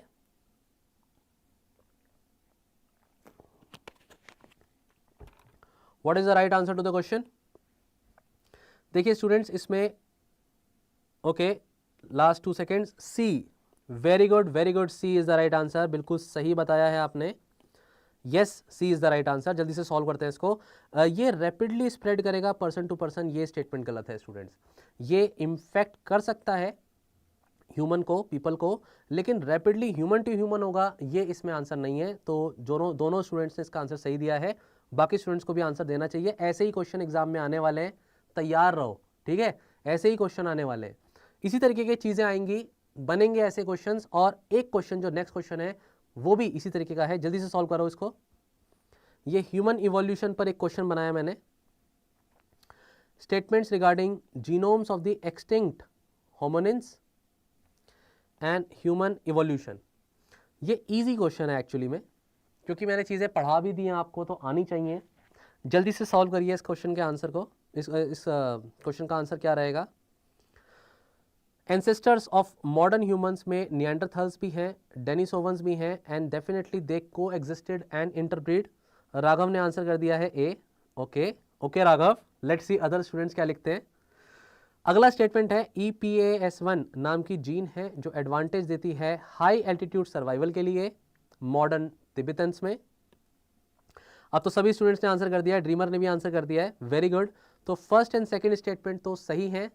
मैं मान के चल रहा हूं कि आपको ये क्वेश्चन एग्जाम में नहीं आता था, इसकी कोई नॉलेज नहीं थी, लेकिन कम से कम आपने इतना तो याद किया था कि 2022 में नोबेल प्राइज जो है फिजियोलॉजी और मेडिसिन में इनको तो नहीं मिला है। तो यहाँ पर जो है पाबो के बारे में आपने पढ़ा है, कम से कम अगर वो नाम पता था तो ये तीनों ही ऑप्शंस एलिमिनेट हो जाते हैं और आंसर आ जाता है आपका A is the right answer. ऐसा क्वेश्चन यूपीएससी बना सकता है पॉसिबली, लेकिन ये इजी हो गया क्वेश्चन क्योंकि इसके ऑप्शंस में तीनों ही ऑप्शंस एलिमिनेट हो गए। नेक्स्ट टाइम एग्जाम में कैसा आएगा हमें नहीं पता, बी प्रिपेयर्ड। ये चीज़ें आपको पता भी होनी चाहिए, इसलिए मैंने आपको अच्छे से बता दी थी। अगला क्वेश्चन एक ऐसा क्वेश्चन है स्टूडेंट्स जो मैंने पढ़ाया ही नहीं है, ये टॉपिक मैंने आपको पढ़ाया ही नहीं है, लेकिन मैंने इस टॉपिक से रिलेटेड बहुत सारी बातें आपको बताई हैं। मैं चाहता हूं जो भी सेशन अभी देख रहे हैं, जिन्होंने पीछे देखा भी नहीं है पूरा सेशन, ये लास्ट क्वेश्चन है इनफैक्ट इस सेशन का, अपने एप्टीट्यूड को यूज करिए और अपनी नॉलेज को यूज करिए जो आपने अभी तक गेन करी है इस सेशन में, पहले पास्ट में। I give you this question on your screen, I want all of you to attempt it right now, here on your screen right now. ये टॉपिक मैंने पढ़ाया नहीं। परसिस्टेंट वायरल शेडिंग क्या होती है? समटाइम्स सीन इन न्यूज, इसका क्या मतलब है? और माइंड माय वर्ड्स, यूपीएससी ऐसी ही चीजों को एकदम से रैंडमली उठाता है और आपसे पूछता है। आपको अपने एप्टीट्यूड को यूज करना है। यहां पर एप्टीट्यूड भी चाहिए और जो पास्ट नॉलेज है उसे अप्लाई करना भी आना चाहिए। अगर आप ये कर सकते हैं तो आप इस क्वेश्चन का आंसर डेफिनेटली निकाल लेंगे। डॉक्टर सुमंत ने आंसर किया है सी। ओके, अब आप डॉक्टर हैं तो आई थिंक ईजी होगा आपके लिए बताना, लेकिन सही है या गलत है आई डोंट नो। बाकी स्टूडेंट्स इसका क्या आंसर लिखते हैं, I want to see. Question है परसिस्टेंट वायरल शेडिंग, ठीक है। फुली इम्यूनिटी डेवलपमेंट, देखो एक आंसर हमारे पास आया डी, एक आंसर आया हमारे पास सी, मतलब दोनों में से कोई एक तो गलत ही है, या हो सकता है दोनों गलत हो, ठीक है। पहला ऑप्शन है full immunity development against the virus. अरे वायरल शेडिंग परसिस्टेंटली हो रहा है, मतलब virus is staying in your body somewhere. अगर कॉमन सेंस लगाओ तो ये आंसर हो सकता है क्या, हो ही नहीं सकता। दूसरी common sense, special type of viral infection developed in old age people, ये आपने नहीं पढ़ा टॉपिक, हो सकता है आपको लगे हाँ जी आंसर लग रहा है। Last option, when recovered patients are not affected again by the virus, लेकिन परसिस्टेंट वायरल तो आ ही रहा है ना, तो रिकवर्ड अगर कंप्लीटली हो गया तो ये तो समझ में नहीं आ रहा, ये तो गलत लग रहा है। अगेन एप्टीट्यूड का क्वेश्चन, तो डी आंसर नहीं हो सकता। इस तरीके से आपको sir I have a doubt about subscription, okay will talk about this later Rakesh, just give me 2 minutes, मैं इसको आंसर को एक्सप्लेन कर दूं। इस चीज से समझ में आता है कि आपको टॉपिक समझ में आना चाहिए। आपको वायरस अगर आपने पढ़ा है तो इस टॉपिक को आप समझ पाएंगे। कम से कम ए और डी तो आंसर नहीं है, आंसर यस इसका सी है, जब रिकवर्ड पेशेंट कंटिन्यू कैरी करे अपने अंदर वायरस को विद इन द सिस्टम। तो answer to the question is C. Initially doctor Sumant ने तो बिल्कुल सही बताया था, वो डॉक्टर भी हैं तो हम एक्सपेक्ट कर सकते हैं कि उन्हें आंसर आता होगा। लेकिन इवन इफ आपने बायोलॉजी कभी नहीं पढ़ी, आपने ह्यूमन डिजीजेस कहीं से नहीं पढ़ी, वायरस के बारे में अगर आप जानते हैं तो ऐसे क्वेश्चंस को आप अपने एप्टीट्यूड से भी सॉल्व कर सकते हैं। So answer to this question was C.